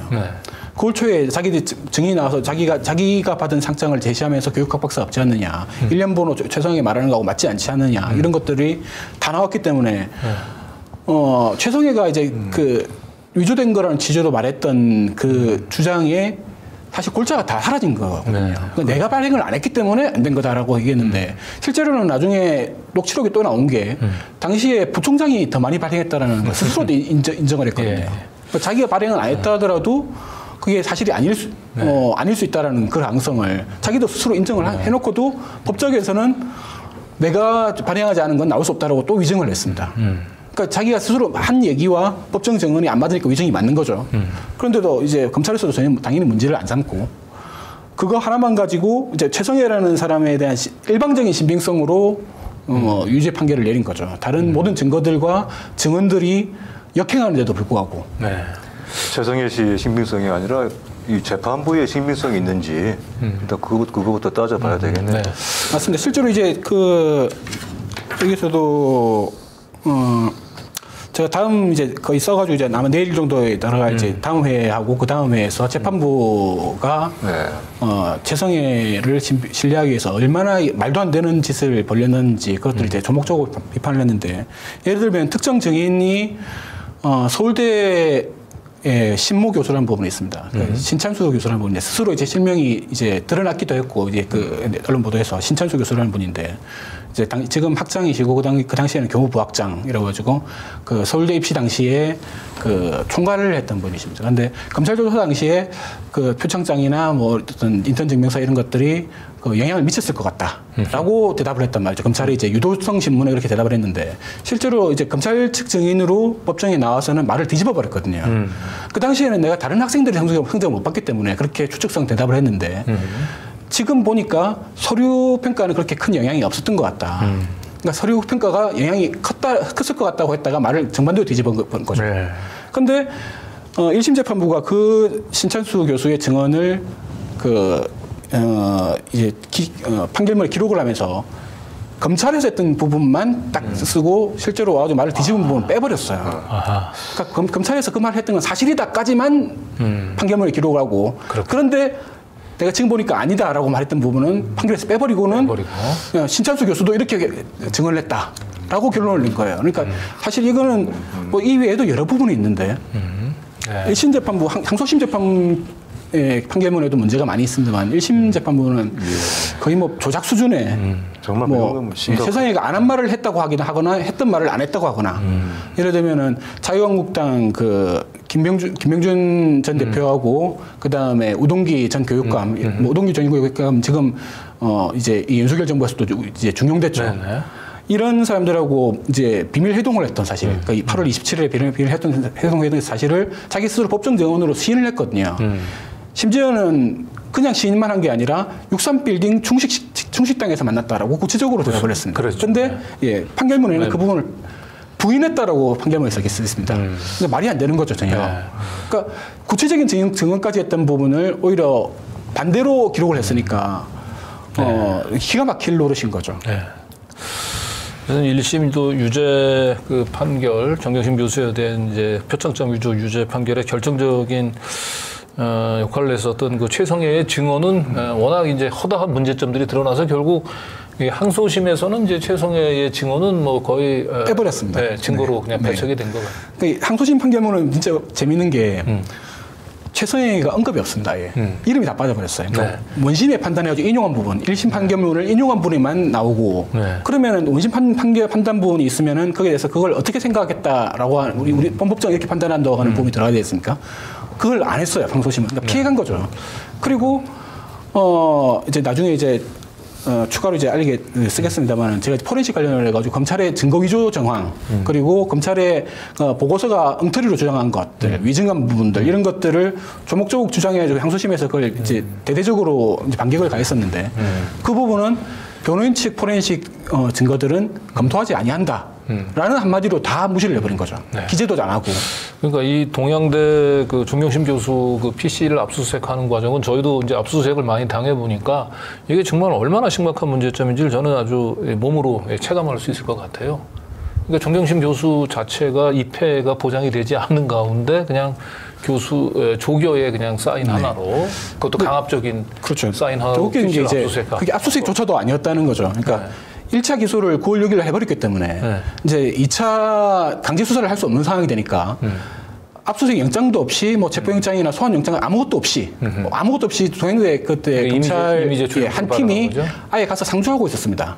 이제 그 기소한 날부터 해가지고 9월 10일까지 9월 10일까지 계속 상주하고 있으면서 이제 아무런 법적 권한도 없이 동양대 관계자를 다 임의로 불러서 막 신문을 한 거죠. 네. 그리고 그러다가 여기도 보자 저기도 보자 하다가 강사교실에서 그 이제 PC를 찾아낸 거죠. 그리고 그러면서도 이제 뭐 너 징계받아야겠네 이런 말까지 하면서 사실상 압수수색에 효과를 내면서 말도 안 되는 이미 제출을 받은 거죠. 그래서 실제로 그 안에 뭐 조국 폴더가 있었는지 없었는지는 사실은 검찰이 심은 건지 아니면 원래부터 있었는 그렇죠. 건지. 그게 입증이 전혀 안 되는 거죠. 네, 지금 뭐 표창장 그 위조의 그 증거로 활용됐던 위조 흔적이 보이는 파일들 이런 게 검찰이 수사관이 심어놓은 건지. 그럴 가능성이 상당히 건지. 있습니다. 예? 네. 그럴 가능성이 증거상으로 봤을 때 왜냐하면은 그 증거 보존 절차 없이 검찰 수사관들이 임의로 열어가지고 뒤져보고 다른 입회인 한 명도 없었기 때문에 얼마든지 그럴 수 있고 실제로 이제 USB를 꽂기도 했고 그렇기 때문에 증거 조작의 가능성을 배제하는 게 전혀 불가능하거든요. 그러니까 그런 걸 이제 원본 동일성 혹은 그 이런 그 법적 용어가들이 있는데 그걸 검찰 수사 지침에도 그게 있음에도 불구하고 그런 절차를 다 무시하고 임의로 열어서 임의로 자기들끼리만 보는 그래서 스스로 하다못해 그때 그 입회에 있었던 사람이 두 사람이 있었는데 그 김모 조교와 정규모 차장 두 사람이 있었는데 그 두 사람 중에 한 사람이라도 세워놓고 보라고 했으면 그러면 그런 정도의 시비는 뭐 안 할 수 있었는데 안 보는 상태에서 자기들끼리 모니터 뒤에서 그렇게 이제 마음대로 이미지를 열어보고 조국 폴더다 하면서 하고는 이제 이건 가져가야겠다 이렇게 나오게 되니까 이거는 법적으로 사실 증거 능력을 인정해서는 안 되는 상황이었죠. 그걸 컴퓨터를 가져가는 과정 자체가 동영상으로 뭐 촬영된다. 그렇죠. 그렇게라도 했으면은 대안이라도 되는데. 동영상으로 촬영된 것도 아니었죠. 예, 아무것도 없었습니다. 예. 자기들이 무슨 행위를 했는지 입증이 아무것도 안 되는 거죠. 그러면 이게 대법원에서도 근데 이러한 그 위법한 이런 증거 수집 부분들이 그 결국은 위법한 뭐 증거 수집이 아니고 이걸 또 적법한 증거 수집이라고 또 대법원에서까지 또 이 판결을 내려서 참 그러나 이제 우리가 뭐 드레피스 사건 같은 경우를 보더라도 대법에서 유죄 판결 나고 나는데 몇 년, 7년인가 8년 지나서 다시 뒤집어졌습니다만 이 사안은 제가 보기에는 진상 규명이 필요한 거는 과연 이 조국 장관이 위조를 했는지, 표창장을 위조했는지 안 했는지가 중요한 게 아니고 왜 이렇게 검찰은 이렇게 수상한 수사를 했는지 이런 수상한 수사를 배후 지휘한 사람은 누군지 이거 워낙 동원된 수사 인력들이 많기 때문에 이 중에 한 명만 양심선을 하더라도 이 사건은 엄청난 맞습니다. 저는 이제 반전이 기다리고 있는 사안이라고 저는 개인적으로 그렇게 좀 봅니다. 네, 그러면 좀 간단하게 우리가 이 1차 조국 죽이기 앞으로의 재판 일정에 대해서 좀만 좀 말씀해 주시죠. 지금 항소심 공판 준비기일 조국 교수님 항소심이 공판 준비기일 1차를 했고 이제 다음 주였던가 2차 공판 기일이 있는 걸로 알고 있습니다. 그게 이제 그게 끝나고 나서 해야지 본 공판에 들어가게 되는데 지금 그게 일정에 영향을 미칠 수가 있는 게 바로 이제 어제 새로 알려진 사실이 그 최강욱 재판을 이제 담당하고 있던 그 대법원 일부 재판부에서 이제 아쉽게도 이제 이 강사유교실 PC는 아닌데 그 자산관리인 김경록 씨가 가지고 있었던 그러니까 임시 보유하고 있었던 그 PC에 대해서 증거 능력을 인정할지 말지를 전원 합의부로 지금 다시 회부를 했거든요. 그래서 그 판단이 사실 간접적으로는 강사유교실 쪽으로도 돌아올 수 있습니다. 왜냐하면 정경심 교수님 대법원 판단할 때도 그 두 개가 한 패키지였는데 강사유교실 PC하고 자택에 있다가 이제 김용규 PC가 맡고 있었던 그 두 가지 PC 케이스가 증거 능력 문제 3패키지였었는데 일단 이쪽은 이제 자택 PC 같은 경우에는 그걸 다시 따져보겠다 하고 저는 합의부에 들어갔기 때문에 뒤집어질 가능성이 얼마든지 있습니다. 그러니까 적어도 대법원 일부 내부에서 이견이 있었거나 아니면 아예 이건 증거 능력을 부인해야 된다고 해서 새로운 판례를 만들어야 된다고 전원 합의를 회부했거나 둘 중에 하나 상태죠. 그 전원 합의부에 이제 회부된다라고 하는 거는 이제 4명의 대법관 중에 최소한 1명 이상이 이제 이견을 제기했다는 그렇죠. 거죠. 그런데 뭐 이견을 제기한 정도가 아니라 전원 합의부로 넘어가야 된다고는 또 합의를 한 거니까 예, 그런 정도의 심각한 상황이고 이게 근본적으로 이제 그 증거 능력의 문제가 제3자가 제출한 PC의 전자정보를 증거 능력을 인정해도 되느냐의 문제거든요. 네. 이게 정경심 교수님의 그 대법원 판결을 앞두고 11월 11일 날 그때 2020년 11월 11일에 판례가 나온 게 그게 인정하면 안 된다는 판례가 나왔었죠. 그때. 그랬었죠. 예. 그때도. 근데 그건 물론 다른 사건이긴 하지만. 예, 그때 그 판례를 만든 게 저는 그 전원 합의부 판례였었는데. 그렇죠. 그 불과 2달 후에 이제 정경심 교수님 이 대법원 판결에서는 소부 판례인데 전원 합의체 판결에다가 예외 조건을 만들었어요. 그러니까 3년이나 지났으니까 이거는 동양대로 넘어갔다고 봐도 된다라는 식으로 논리를 새로 만들어낸 거죠. 근데 그렇다고 하더라도 그게 사실이라고 하도 사실도 아니지만 사실 그 관련으로 증언을 한 사람들이 여러 있거든요. 뭐 동양대 장경욱 교수님이라든지 관련 조교분들이라든지 그게 그냥 방치돼 있었던 게 아니다. 근데 그게 사실이라고 하더라도 이 PC 자체가 소유권이 넘어갔다고 하더라도 그 안에 들어있는 전자정보도 같이 넘어갔다고 볼 수 있느냐의 문제가 그렇죠. 심각하거든요. 만약에 이걸 판례에서 그걸 그대로 앞으로 정착화시킨다고 하면 당장 생기는 문제가 우리가 흔히 이제 최근에도 나온 비슷한 보도가 삼성전자에서 어떤 뭐 기밀 정보, 영업 정보, 제조 어떤 정보 같은 걸 빼내가지고 팔아먹은 몇백 원 정도에 팔아먹은 그런 사건들이 심심찮게 나지 않습니까? 그러면은 그 사람은 하드디스크를 떼갔으면은 하드디스크 값 하나만 물어주면 되냐 이겁니다. 사실 그 안에 들어있던 정보는 몇천억짜리인데. 그래서 법적으로 전자정보의 가치를 매체의 가치하고 똑같이 봐버린 거죠. 이 정 교수님 대법원 판결의 문제가. 그래서 전자정보가 별도의 가치가 있다는 걸 인정을 안 한 게 치명적인 문제가 있습니다. 그리고 뭐 고발 그 사주권은 거꾸로 이게 대검의 그 공보관들이 이제 공용으로 쓰는 휴대폰들이 이제 이제 공보관들이 교체가 되면서 이제 다른 사람한테 넘어가잖아요. 그러면 이 지배권 자체가 다른 사람으로 넘어갔는데 그러면 그 이전의 공보관들은 이제 완전히 이 휴대폰에 대한 지배권을 상실하는 거잖아요. 그렇죠. 그런데 그 휴대폰 다른 그것도 업무용 휴대폰이었지 않습니까? 글쎄요. 그 휴대폰에 있는 전자 정보를 검색을 한다고 얘기하니까 그 전임 공보관들이 그 반발을 했잖아요. 예, 자기의 그 뭐 입회나 동의 과정이 없이. 네. 그러니까 검찰도 그게 말이 안 된다는 걸 알고 있는 거죠. 자기들도 논리도 똑같은데. 네. 이제 케이스에 따라서 다르게 이제 주장을 하는 거죠. 그러니까 설령 이제 대법원의 판단대로 정경심 교수가 사용하던 PC를 그냥 공용 PC로 강사 휴게실에 배치를 한 거라 하더라도 그 안에 있는 전자 정보는 만약에 그게 정경심 교수가 사용하던 거라고 얘기한다면 당연히 그건 정경심 교수의 동의를 구해서 맞습니다. 전자 정보는 열어봐야 되는 건데. 우리 이제 휴대폰 같은 걸 중고로 만약에 팔았다고 했을 때 아니면 습득했다거나 이럴 경우에 그 안에 있던 개인정보, 뭐 은밀한 사진이라든지 가족과의 그런 그 밝히기 곤란한 그런 내용들도 다 내 것이 돼가지고 산 사람이 마음대로 유포하고 그 사람을 모욕해도 되는지 이런 문제하고 직결되는 논리가 문제가 돼버리죠. 그렇죠. 예.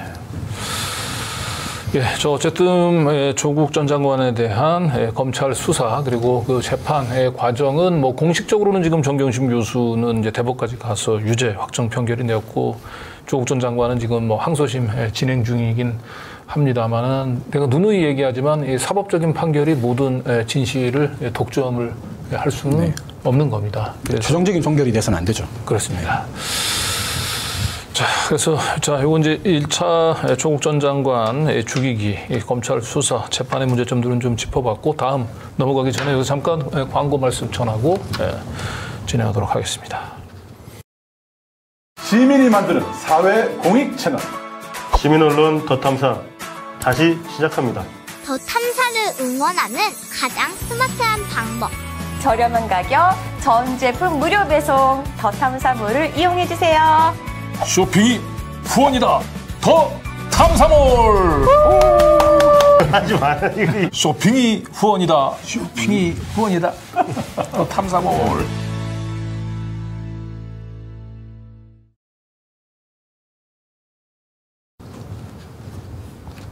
네, 오늘 소개해드릴 상품은 빵준서의 빵준서 명장의 카스텔라입니다. 이 지금 보고 계시는 이 빵인데요. 이것은 다른 평범한 카스텔라와는 확연한 차이를 느낄 수 있다고 하네요.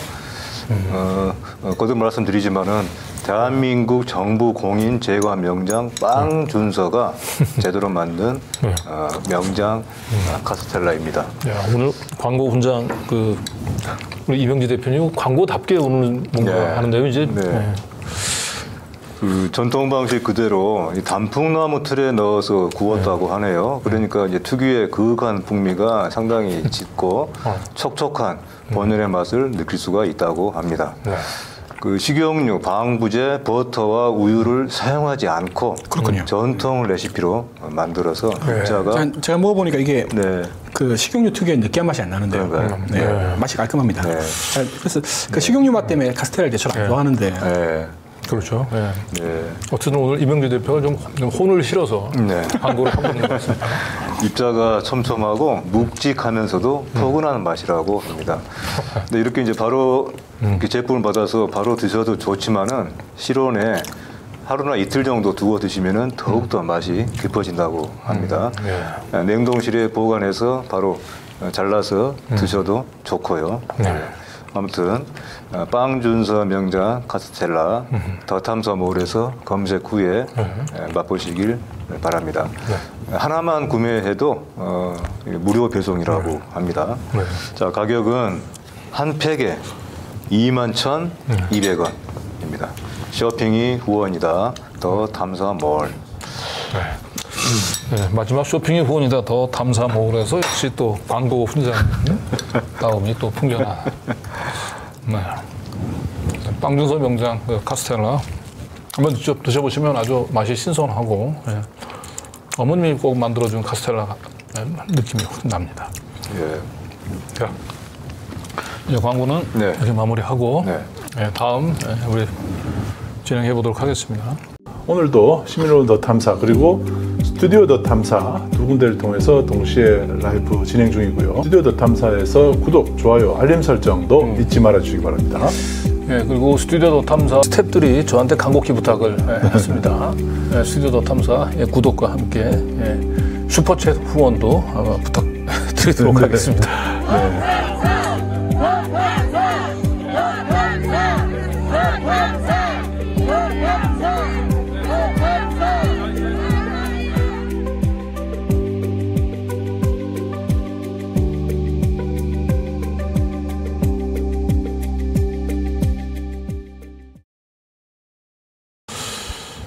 네, 이번 순서는 그 용해인 의원 그 칼럼인데요. 그 용해인 의원이 우리 민들레의 칼럼니스트인가요? 네, 그렇습니다. 아, 그렇군요. 용해인 의원 참 이 옳은 소리를 당차게 하는 의원이잖아요. 네네. 시민들로부터 많은 이 응원을 받고 있는. 그렇죠. 국회 외 소수 정당 한 명의 그 국회 소수 몫을 내는 국회의원이 소중한지는 아주 그렇습니다. 잘 보여주는. 그걸 보여주고 있죠.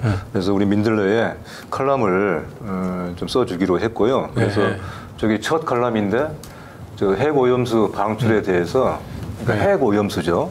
그냥 원전 처리수 정도가 아니라 핵오염수이다. 저것의 방출에 대해서 한번 국민투표에 붙여보자. 충분히 제기할 만한 주장이잖아요. 이거는 저기 하여튼 많은 언론에서 관심을 모았던 칼럼이었죠. 헌법에도 이것이 이제 어떤 국가 안위에 관한 중요 정책에 대해서는 국민투표에 붙일 수 있다라고 되어 있고 사실 지금의 대통령인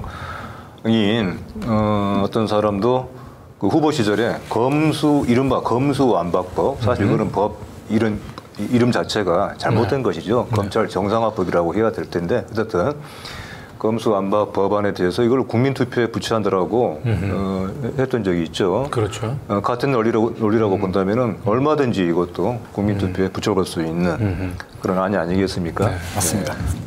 검수완박법은 사실은 뭐 검찰들 입장에서는 일단 자신의 그 전관 이후 특혜, 자신의 이제 밥그릇을 이제 잃어버리는 법안이기 때문에 뭐 검사들 입장에서는 이걸 국민투표를 붙여야 될 만큼 사활을 거는 법안일 수는 있는데 객관적으로 되게 국민들 일반 눈높이로 봤을 때 뭐 이 핵오염수 방출에 훨씬 더 중요하죠. 핵오염 검수완박법은 뭐 실제로 운영하다가 잘못되면 다시 또 뭐 개정할 수도 있는 거지만 그렇습니다. 핵오염수는 이제 되돌릴 수가 없잖아요. 그렇죠. 바로 그렇습니다. 용해인 의원들이 얘기하고 있는 것처럼 바로 그렇습니다. 이른바 검수완박법과 후쿠시마 오염수 방출 중 무엇이 더 중차대하고 국민투표에 붙일 만한 사안인지 지금 말씀하신 것처럼 검수완박법은 검사들의 생명과 안전에 대한 법이라고 한다면 검사들의 그렇죠. 밥통 아니고 네. 밥그릇 아니고 후쿠시마 오염수는 국민들의 네. 생명과 안전에 대한 사안이잖아요. 네. 어떤 것이 더 중요한지 네. 너무나 상식적인 판단을 할 수 있죠. 네. 아니 예전에 광우병 같은 경우는 그나마 이제 수입을 빗장을 열어줬다가 문제가 되면 닫을 수도가 있는데 이거 핵오염수 이거 바다에 한번 버려진 건 어떻게 되돌릴 수도 없지 않습니까? 횟수가 불가능한. 그렇죠. 네. 그리고 쇠고기는 안 먹으면 되는 것이죠. 그치, 안 먹으면 되는 선택할 수 있는 것이죠. 네. 후쿠시마 오염수 바다의 물은 이건 자기가 결정할 수가 없는 거잖아요. 네. 예. 그리고 그 바닷물만이 그래서 이제 아니라 소금 대란 같은 게 그렇죠. 발생을 하는. 예. 그래서 이 국민 투표 하자는 이 제안을 용해인 의원, 이 기본소득당뿐만 아니고 이거는 뭐 민주당 그리고 전 시민 사회에서 한 목소리로 같이 요구해야 네. 되는 네. 게 아닌가 싶습니다. 네. 그리고 우리 박순찬 화백이 최근에 또 윤석열 장관의 대미 대일 네. 외교, 구력 외교 네. 아주 한 컷의 만화로 잘 풍자를 해놨는데요. 네. 그 이번 주 우리 민들레에서 보도했던 여러 사안들 중에서 한마디로 압축하자면은 이럴 수 있는 것 같아요. 바깥에 대해서는 굴력, 안에 대해서는 강압, 이런 이중성이 뭐 이번 주에도 여실히 드러났다. 이제 박순찬 화백의 이 만화는 바로 이제 그런 대외적으로 어떤 모습을 보이고 있는지를 좀 요약을 하고 있죠. 중국 대사의 그 말이었지 않습니까? 지금 노골적인 반중, 협중에 대해서 경고를 한 거잖아요. 사실 점잖게 한 거예요. 근데 이거에 대해서 마치 지금 이제 말에 나와 있는 것처럼은 내정 간섭이다. 또 원세계라고 하는 과거 이제 청일전쟁 당시에 청나라의 그 대신의 이름까지 비유하면서 이렇게 얘기를 하고 있는데 반면에 지금 열심히 후쿠시마 오염수를 실은 수레를 마차 뭐라고 인력거이죠. 인력거에 두 분의 자기 형님인가요, 삼촌인가요, 혹은 어떤 뭐라고 할까 주인인가요, 끌어주면서 이런 극단적인 이중성이죠. 일본과 미국의 그 네. 이제 마름과 같은 역할들을 하면서 저렇게 또 중국 대사를 만나서 또 같이 이 대미 편중 외교의 문제점들을 좀 지적하는 그렇죠. 그런 걸 어떻게 생각하세요? 네. 중국 대사 이 같은 정도의 말이 만약에 내정 간섭이다 이렇게까지 불같이 화를 낼 정도라고 한다면은 한국의 대통령실에 대해서 도청을 했다 한다면은 어떤 게 필요할까요? 뭐 그거는 거의 선전포고로 해야 될 사안 아니겠습니까? 그리고 사실은 우리 정부가 그 중국 입장에서는 사실 넘지 말아야 될 선들을 너무 많이 넘어섰잖아요. 그리고 대만 뭐 이렇게 중국 관련해가지고 그 무력으로 뭐 현상을 변경하는 것에 반대한다. 이게 중국 정부 입장에서는 가장 이 주권 국가로서 그 가장 중국이 가장 경계하는 말이고 미국이나 일본조차도 사실은 그 얘기를 함부로 입에 올리지 않는 얘기인데 그걸 한국 대통령이 한 번도 아니고 두 번씩이나 계속 얘기를 지금 하고 있는데 중국 대사 입장에서 당연히 그런 부분들에 대해서 뭐 항의를 할 수 있는 건데 이걸 정말 중국의 입장에서 생각해 보자면 우리나라가 독도에 대해서 가지고 있는 그런 의식하고 비슷한 의식을 가지고 그런 있겠죠. 거죠. 대만에 대해서. 마치 한국 정부가 그 중국을 때리게 하고 중국의 그 국가적인 자존심을 이제 훼손한 부분들에 대해서 중국은 그냥 입을 닥치고 조용히 있어야 되는 것인가? 외교라고 얘기하는 건 다 상호주의, 상대주의 아닙니까? 그렇죠. 우리가 그동안 이 윤석열 정권 출범하고 난 뒤에 중국 정부를 상대로 했던 일들을 되돌아보면 사실은 이런 식의 거꾸로 중국 정부 입장에서는 이걸 적반하장이라고 얘기할 수 있을 것 같습니다. 그렇습니다. 그리고 사실요 지금 많은 언론들이 이것을 한중 갈등이다라고 하잖아요. 한중 갈등이다. 뭐 갈등이라고 볼 수가 있죠. 그렇다면은 이 갈등은 대체 어디에서 발단된 것인가? 주로 어느 쪽에서 주로 시작한 것인가? 이걸 같이 지적을 해야 되는 거예요. 근데 이 사안에 대해서 이른바 이제 조중동은 말할 것도 없고 그렇지 않아야 될 매체들까지도 이것을 이런 식으로 보고 있는 겁니다. 그러니까 중국 대사의 발언에서 시작된 한중 갈등 이런 식으로 보는 거예요. 현상만 보는 것이죠. 어쨌든 뭐 이 부분들은 이제 오늘도 이제 앞으로도 이제 계속될 현안이기는 한데 정부나 아니면 여당이 하지 못하는 그 대중국 외교의 보건 역할을 사실은 어떻게 보면 야당에서 이제 빈자리를 이제 채운 뭐 이런 식으로도 넘어갈 수 있는 건데 정작 대일 대미 저자세 외교를 대통령의 저자세 외교를 비판해야 될 때는 침묵하던 언론이 일제히 지금. 네. 그렇습니다. 그렇게도 나라의 자주와 독립에 대해서, 자존에 대해서 이렇게까지 예. 아주 정말 확고한 그런 의식이 있는 권력과 언론이라고 한다면은 지금 3월 이후로 계속 보이고 있는, 지금까지 이어지고 있는 이런 미국에 대한, 일본에 대한 이 같은 굴욕 가만히 보고 있어서는 안 되죠. 얼마나 지독한 이중성입니까? 네네. 자, 그리고 다음 소식 한번 넘어가 보도록 하겠습니다. 예. 박근혜 탄핵, 박근혜 국정농단 세력들, 이게 우리 촛불 이 시민들에 의해서 심판을 받았던 이 박근혜 국정농단 세력들이 지금 이제 속속 지금 부활하고 있어요. 그렇습니다. 예. 이른바 이제 이동관 씨로 대표되는 이른바 MB 맨들의 또 이거는 MB 맨만은 아니네요. MB 사람들의 이제 부활이라고 할까 하는 것이 지금 문학에서도 나타나고 있는 하나의 그런 장면인데요. 지금 출판과 책과 관련한 국내 행사 중에서 아마 가장 큰 행사 중에 하나라고 볼 수 있는 것이 지금 열리고 있는 서울 국제 도서전이에요. 근데 매우 중요한 행사이죠. 근데 여기 홍보대사에 바로 과거 MB 정부 때 이른바 블랙리스트 사태 때 그 문화예술위원장의 직무대행을 맡으면서 상당히 깊숙이 관여한, 그러니까 동료 후배 문인들에 대한 이런 부당한 그런 압박 또 탄압에 상당한 역할을 했다라고 하는 것이 여러 근거를 통해서 확인되고 있는 소설가, 상당히 유명한 소설가예요. 오정희 씨가 버젓이 지금 국제도서전의 홍보대사에 임명이 돼서 문인들로부터 아주 격렬하게 반발을 사고 있는 그런 상황입니다. 그러니까 이것이 좀 전에 우리가 봤던 것처럼 외국, 특히 이제 미국과 일본에 대해서는 이렇게 극단적인 굴종을 보이면서 자국의 국민들에 대해서는 이런 식의 모독을 하는 것이죠. 특히 그것도 문화예술계에 대해서 한편으로 이제 문화계 탄압이기도 하고, 아마 이것이 어떤 블랙리스트와 같은 MB 때의 그런 어처구니 없는 그런 상황이 또 재현되는 것을 지금 예고해 주는 것이 아닌가. 내년 이제 총선을 앞두고 결국 윤석열이 이제 검찰 시절에 이제 심판했었던 그 MB라든지 박근혜의 그 잔존 세력들을 지금 이제 다시 이제 귀환을 시키고 있는 거예요. 그걸 통해서 이제 이 보수, 극우 세력들을 지금 이제 뭐가 하려고 하는 것 같기는 합니다만은, 어쨌든 이런 퇴행이 저는 오히려 윤석열 정권의 그 심판 여론을 더 높이는 결과로 이어지지 않을까 싶습니다.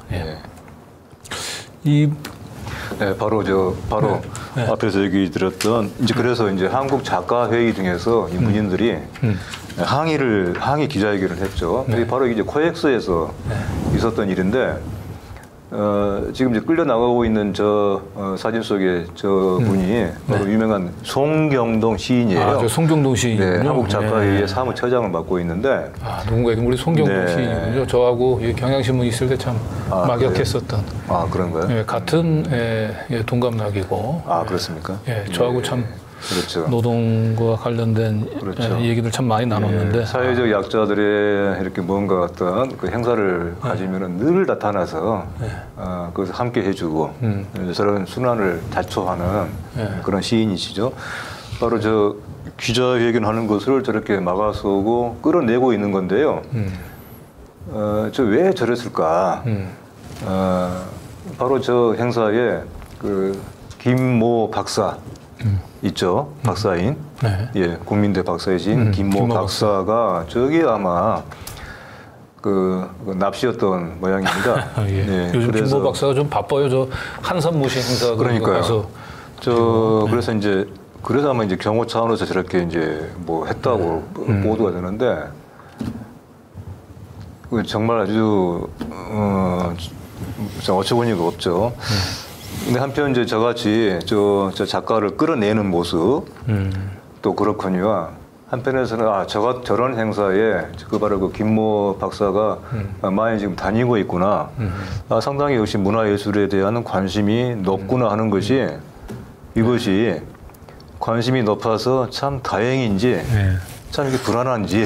박근혜 때 그 최순실의 이제 스멜이 하나씩 올라오는 거예요. 뭐 국정은 간섭은 하긴 해야 되는데 뭐 경제나 안보 이런 건 어렵고 하니까 직접 손을 못 대니까 되게 최순실도 좀 문화계 쪽들만 지금 틀어지고 장난질을 하고 그랬지 않습니까? 그 똑같은 행태가 지금 김모 박사에 의해서 지금 저질러지고 있는 것 같은데 저희 더 탐사에 제보가 속속 도착하고 있습니다. 결국은 이제 이 문화계의 국정농단 김건희 씨가 어떤 역할을 했는지 드러날 일 얼마 남지 않았습니다. 다음 우리 이명주 에디터 칼럼인데요. 그 담뱃값 인상이 뭐 예고되고 있다 이런 기사가 지금 뜨고 있어요. 실제로 이제 담뱃값 인상이 될지 어떨지는 두고 봐야 되긴 하겠지만 하지만 담배 이제 끊으셔야 될 것 같아요. 근데 저것은 이제 제가 뭐 담배를 피우고 흡연자여서 그런 차원이 아니고요. 저것은 흡연자만의 문제가 아니라고 하는 것을 얘기를 하고 싶은 건데 지금 그 올해 1분기까지의 국세 감소분이 아마 30몇 조인가 그 자세한 숫자를 지금 기억을 못 하겠지만 상당히 크죠. 큽니다. 그렇습니다. 그러니까 일종의 이제 그것이 어떻게 같은 그 세수가 감소한 것이냐. 주로 세금을 내야 될 사람에게서 깎아주고 받지 않고 그걸 면제해 준 거잖아요. 부자 감세. 거기에다가 중국을 자극해가지고 중국 수출이 줄어들면서 경기가 침체되니까 세수가 또 그렇습니다. 줄어들고요. 근데 이제 담뱃값 인상이라고 하는 것을 사실 담배는요 복권과 함께 가난한 자들의 세금이다 이런 말이 있어요. 가난한 자들의 세금이다. 이것이 어떤 사회 경제적인 어떤 그런 측면이 있습니다. 되게 이제 가난한 사람들이 담배를 찾게 되고 복권을 사게 되죠. 문제는 뭐 담배를 피워라 또 복권을 사지 말라 이런 것이 아니고 왜 복권을 사게 되고 왜 담배를 피우는지에 대한 그런 삶의 조건에 대한 이해가 필요하다는 것입니다. 그런데 이렇게 세수가 감소하면은 손쉽게 쓸 수 있는 것으로 담배값을 인상한다. 이건 사실 더더욱이나 교묘한 것이 많은 이른바 비흡연자들 그리고 또 우리가 흔히 이제 흡연자들에 대한 우리 또 상당한 또 그런 그 반감이 있잖아요. 막 꽁투를 부리고 그런 이제 흡연자들이 조심하긴 해야 될 일이긴 하죠. 하지만 이렇게 담뱃값 인상이라고 하는 이런 얄팍한 수를 통해서 세수 감소를 벌충하려고 하는 이런 발상이 여기에 있다는 것이죠. 그래서 저는 이것은 어떤 세금 정책도 아니고 이것은 일종의 약탈이다. 이렇게 얘기를 하고 싶어요. 이건 결국 흡연자로서의 그런 어떤 그 항변이 아니라 흡연자, 비흡연자를 떠나서 상식적인 국민의 입장에서의 그런 얘기를 저렇게 하고 싶었던 것입니다. 담뱃값이 그 굉장히 큰 폭으로 인상됐던 게 또 이제 박근혜 정권 때 2015년이었죠. 크게 인상이 됐죠. 이제 그때도 역시 이제 뭐 법인세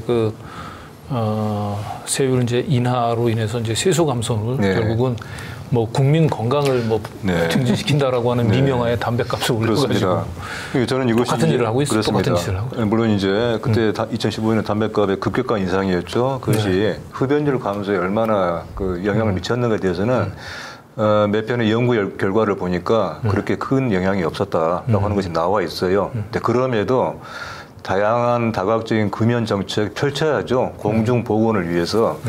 하지만 여기에 글에 있는 것처럼 자 지금 어떻습니까? 공중 보건을 이렇게 끔찍하게 생각한다면은 핵 오염수를 말해요. 안전하다고 마치 뭐 입속에다가 들이마시라라고 이런 식의 지금 원동을 보이고 있는 이 정부에서 공중 보건을 운운할 수 있는 그런 자격이 되는가? 과연 이거는 따져볼 문제인 것이죠. 뭐 저도 담배를 피웁니다만은 개인적으로는 그런 생각이 듭니다. 이걸 담배값을 이렇게 정보 의사대로 이렇게 일방적으로 올릴 때 이게 증가되는 세수는 그 담배의 그 금연 활동이라든지 이미 폐암이라든지 이렇게 피해를 보고 있는 사람한테만 쓸 수 있도록 법을 제정해야 되지 않나. 그렇죠. 생각이 들더라고요. 그런 얘기도 많이 나오고 있죠. 매우 그것이 다른 분야로 쓰이고 있죠. 네, 전용되지 않도록. 자, 이제 오늘 이제 마지막 소식인 것 같은데요. 그 유시민 칼럼. 이번 주에도 역시 큰 화제를 모았습니다. 청년 정치라는 농담. 2주일 만에 또 실리고 있는 유시민 칼럼. 이번 주에는 이제 청년 정치에 대해서 이제 농담이라고 했는데요. 왜 농담인가? 근데 이제 우리가 청년이라고 할 때 흔히 청년이라고 하는 말은 상당히 그런 명예로운 호칭이잖아요. 그렇습니다. 그렇죠. 사람들에게 하여금 뭔가 이제 기분 좋게 하는 푸를 청이라고 하는 그 청이 하는 의미처럼 뭔가 진취적이고 또 한편 비판적이고 비판 의식이 담겨 있는 것이죠. 근데 과연 그 청년의 이름으로의 정치가 과연 청년 정치인가에 대해서 사실은 저도 이제 많이 그런 늘 생각을 해왔던 것인데 우리 유시민 작가께서 거기에 대해서 아주 매섭게 상당히 이것은 어떻게 보면은 좀 적지 않은 용기가 필요한 그런 그렇습니다. 비판과 지적입니다. 원체 청년에 대해서 뭔가 얘기를 하게 되면은 우리가 흔히 듣는 말이 있죠. 뭐라고 하죠? 꼰대. 꼰대. 예.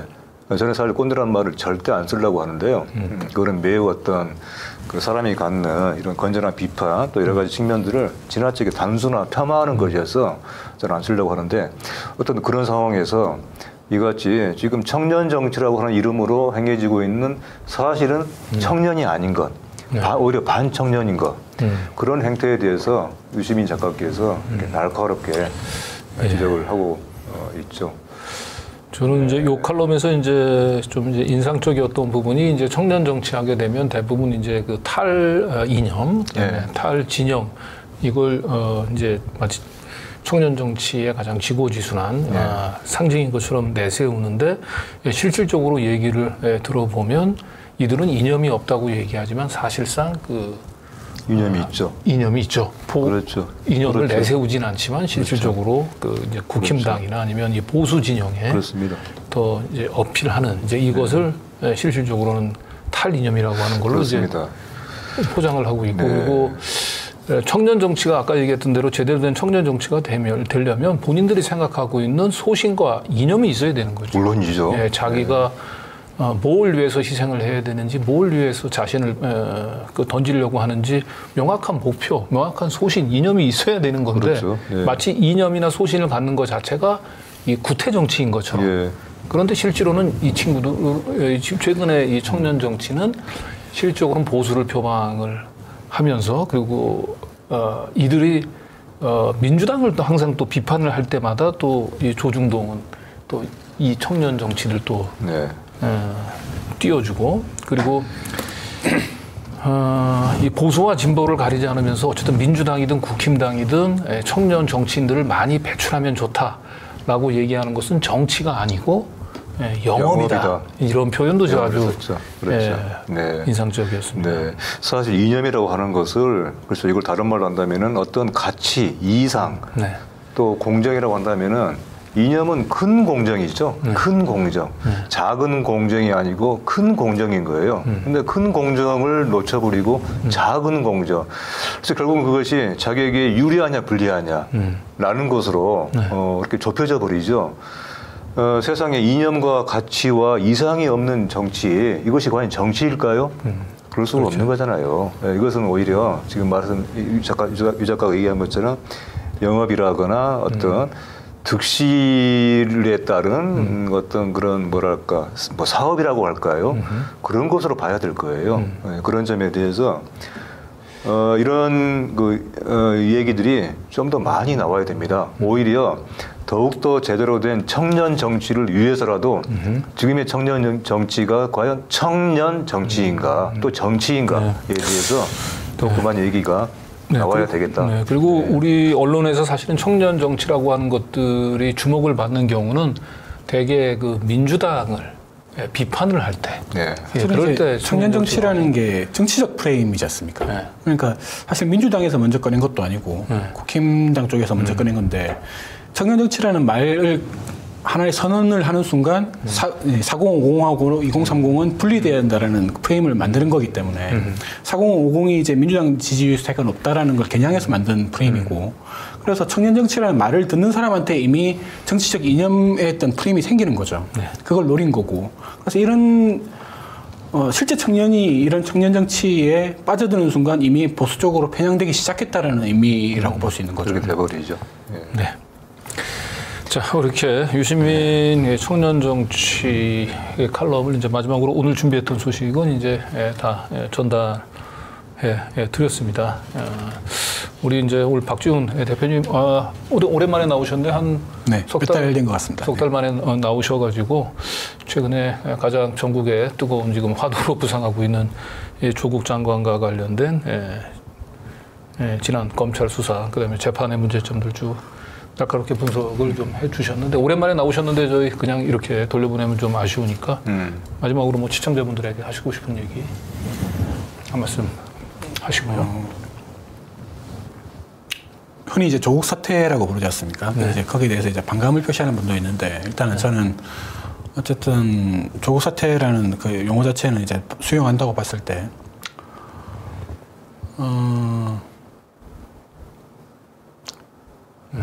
이미 이제 4년 정도가 가까워지는 일이기 때문에 많은 사람들이 이제 현재 시의성도 없고 그다지 이제 어떤 주목을 하고 싶어하지 않는 그런 분들도 많이 있을 걸로 생각을 합니다. 하지만 사실 이 정권의 탄생과 관계되는 가장 중요한 계기가 있다고 하면 딱 하나만 뽑으라고 하면 바로 조국 사태였죠. 그걸로 인해서 지금 현 대통령이 유력 정치인으로 부상을 했고 보수 언론들이 이제 어떤 세력화를 도와준 그 계기가 되기도 했기 때문에 정말로 현 정권에 대해서 어떤 비판 의식이 있고 뭔가 문제를 느낀다고 하면은 조국 사태에 대한 관심을 접어서는 안 된다라고 생각을 하고요. 그리고 비록 우리가 이제 정경희 교수의 1심에서는 대법원에까지 최종적으로 패하긴 했습니다만은 사실 역사적 진실이 대법원 판결 하나로 다 확정되어가지고 역사에 기록되는 것도 아니기 때문에 우리가 앞으로 5년, 10년 후에 뭐 더 길게는 20년, 30년이 간다고 하더라도 이걸 믿고 같이 이제 외쳐주는 사람들이 있다고 하면은 역사적 진실은 반드시 바로잡힐 거라고 생각하고요. 언론사들이라든지 국힘된 정치인들 그리고 검사들도 나이를 먹고 잊고 또 잊혀집니다. 우리가 더 오랫동안 기억하고 더 오랫동안 외치면은 이것이 진실로 확정이 되는 거거든요. 그래서 재심이 열리기를 저는 강력하게 희망합니다만은 그 여부와 무관하게 반드시 이길 수 있다고 생각하고 그 비결은 우리의 믿음과 외침에 달려 있다라고 생각합니다. 그리고 다시 한번 이 민들레 후원에 많이 참여해 주시면 감사하겠습니다. 지금 조국 사태 관련으로 어떤 긍정적인 관심을 가지고 있는 유일한 언론사이지 않습니까? 대안이라든지 대안언론이라든지 대안의 대안언론이라는 분도 물론 중요하지만 우리가 잊어서는 안 되는 조국 사태의 진실을 관심을 가지고 계속 이제 지면을 할애해 주시고 있는 데에서 저는 정말 크게 감사를 드리고 아마 조국 교수님 본인도 크게 감사를 드리고 있을 걸로 생각을 합니다. 그래서 후원에 많이 참가해 주십시오. 감사합니다. 이명재 대표님. 네, 저는 우리 이제 박지훈 선생 보면은 참 제가 감사해요. 지금 이제 말씀한 또 저는 그렇게 얘기를 하고 싶어요. 기억이 힘이고 기록이 힘이다 하는 것을 지금 실질적으로 보여주고 있으시죠. 우리 박지훈 선생이 지금 쓰고 계시는 벌써 이제 19번 나갔죠. 앞으로 계속 될 텐데 이것은 어떤 조국 사태에 대한 재발견이자 박지훈이라고 하는 어떤 건전한 시민, 정의로운 시민의 재발견이다. 저는 그렇게 얘기를 하고 싶어요. 사실 어떤 우리가 잘못된 문제에 대해서 대체로 그냥 이거를 그냥 가만히 묵인하고 또 방치하기 쉽거든요. 나아가서는 또 그것에 스스로가 자기가 그 문제에 오염된 문제에 자기 자신이 또 스스로 오염되게 돼요. 되게 이제 그 일이 그렇게 돼버리죠. 처음에는 단순히 묵인해서 오히려 적극적으로 앞장서기까지 돼버려요. 사실 그것이 이제 인간이 갖고 있는 또 나약함이죠. 네. 그런 점에서 우리 박지훈 씨와 같은 이런 실천, 꾸준한 이런 기억과 기록, 작업 이것이 보여주는 어떤 우리에게 응원이 되고 힘이 되는 것이 저는 적지 않다고 봅니다. 앞으로 우리 민들레를 통해서도 계속 연재해 주시겠지만은 이거는 우리 박지원 씨가 민들레가 감사하다라고 말씀하셨지만 거꾸로이죠. 민들레가 감사할 일이고 또 민들레를 넘어서 또 조국 장관을 넘어서 우리 시민들이 세상은 좀 더 뭔가 나빠지는 것을 막는 것에 우리 시민들이 힘을 모으면은 가능하다 하는 것을 보여주는 하나의 실례를 생생한 사례를 보여주고 있다는 점에서 시민의 한 사람으로서 저는 감사합니다. 네. 앞으로도 계속 같이 해 나가시죠. 제가 한마디만 더 덧붙이자면은 네. 그 요즘 이제 정권이 바뀌고 나서 또 정권 문제뿐만 아니라 뭐 경제적으로 나빠지는 그런 부분에서 모든 이제 부정적인 어떤 사회 현상에 대해서 많은 국민들이 어떤 대처법으로 새로 생각하고 있는 것들이 버티는 거, 오늘도 버틴다 이런 식의 대응을 많이 하시거든요. 그런데 사실 현실적으로는 사회적으로는 버티면 버틸수록 더 악화되죠. 왜냐하면은 그런 현상을 이제 제일 잘 설명하는 말이 뉴노멀이라는 말이 있지 않습니까? 계속 버티니까 거기에 압박이 더 더해지는 겁니다. 그렇죠. 이거 이 정도도 버티니까 좀 더 악화시켜도 되겠네라고 생각을 하게 되기 때문에 그래서 버티는 게 아니라 외쳐야 되는 겁니다. 이건 잘못됐다라고 외쳐야지만 바로 잡힐 가능성이라도 생기는 거지. 버틴다면은 더 당연히 악화되는 쪽으로만 진행되기 때문에 버티지 마십시오. 그렇죠. 버티는 거, 참는 게 꼭 미덕은 아니죠.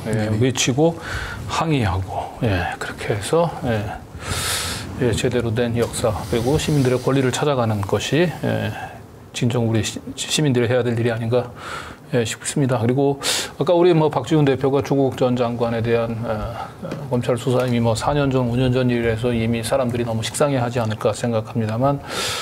사법적인 판결은 있었지만 여전히 이 검찰 수사 뒤안에 가려져 있는 우리가 정말 밝혀내야 될 진실은 여전히 지금 어둠 속에 갇혀져 있다라고 하는 차원에서 저희는 검찰 전 장관에 대한 그 수사 정말 밝혀내야 될 진실은 아직까지 드러나지 않았다. 그래서 지금 현재의 진행형 미완의 우리의 과제이다라고 하는 얘기를 다시 한번 말씀을 드리고 싶고 그런 차원에서 민들레 더 탐사가 더 해야 될 어깨가 무거운 것 같습니다. 그리고 최근에 저희 민들레 더 탐사에 대해서 경찰이 또 검찰이 다시 또 잇따라 대표들을 소환해서 소환 조사하고 좀 탄압이 심해지는데 그것은 출범한 지 불과 6개월밖에 되지 않은 민들레가 이미 그만큼 우리 사회에서 윤석열 정권도 무시할 수 없을 만큼 그렇게 언론에 있어서 굉장히 큰 존재로 성장했던 것이 아닌가 싶습니다. 그래서 민들레가 이제는 대한 언론이 아니고 대한 언론으로 더 큰 역할을 할 수 있도록 시민 여러분들의 후원을 부탁을 드리면서 오늘 방송 여기서 마치겠습니다.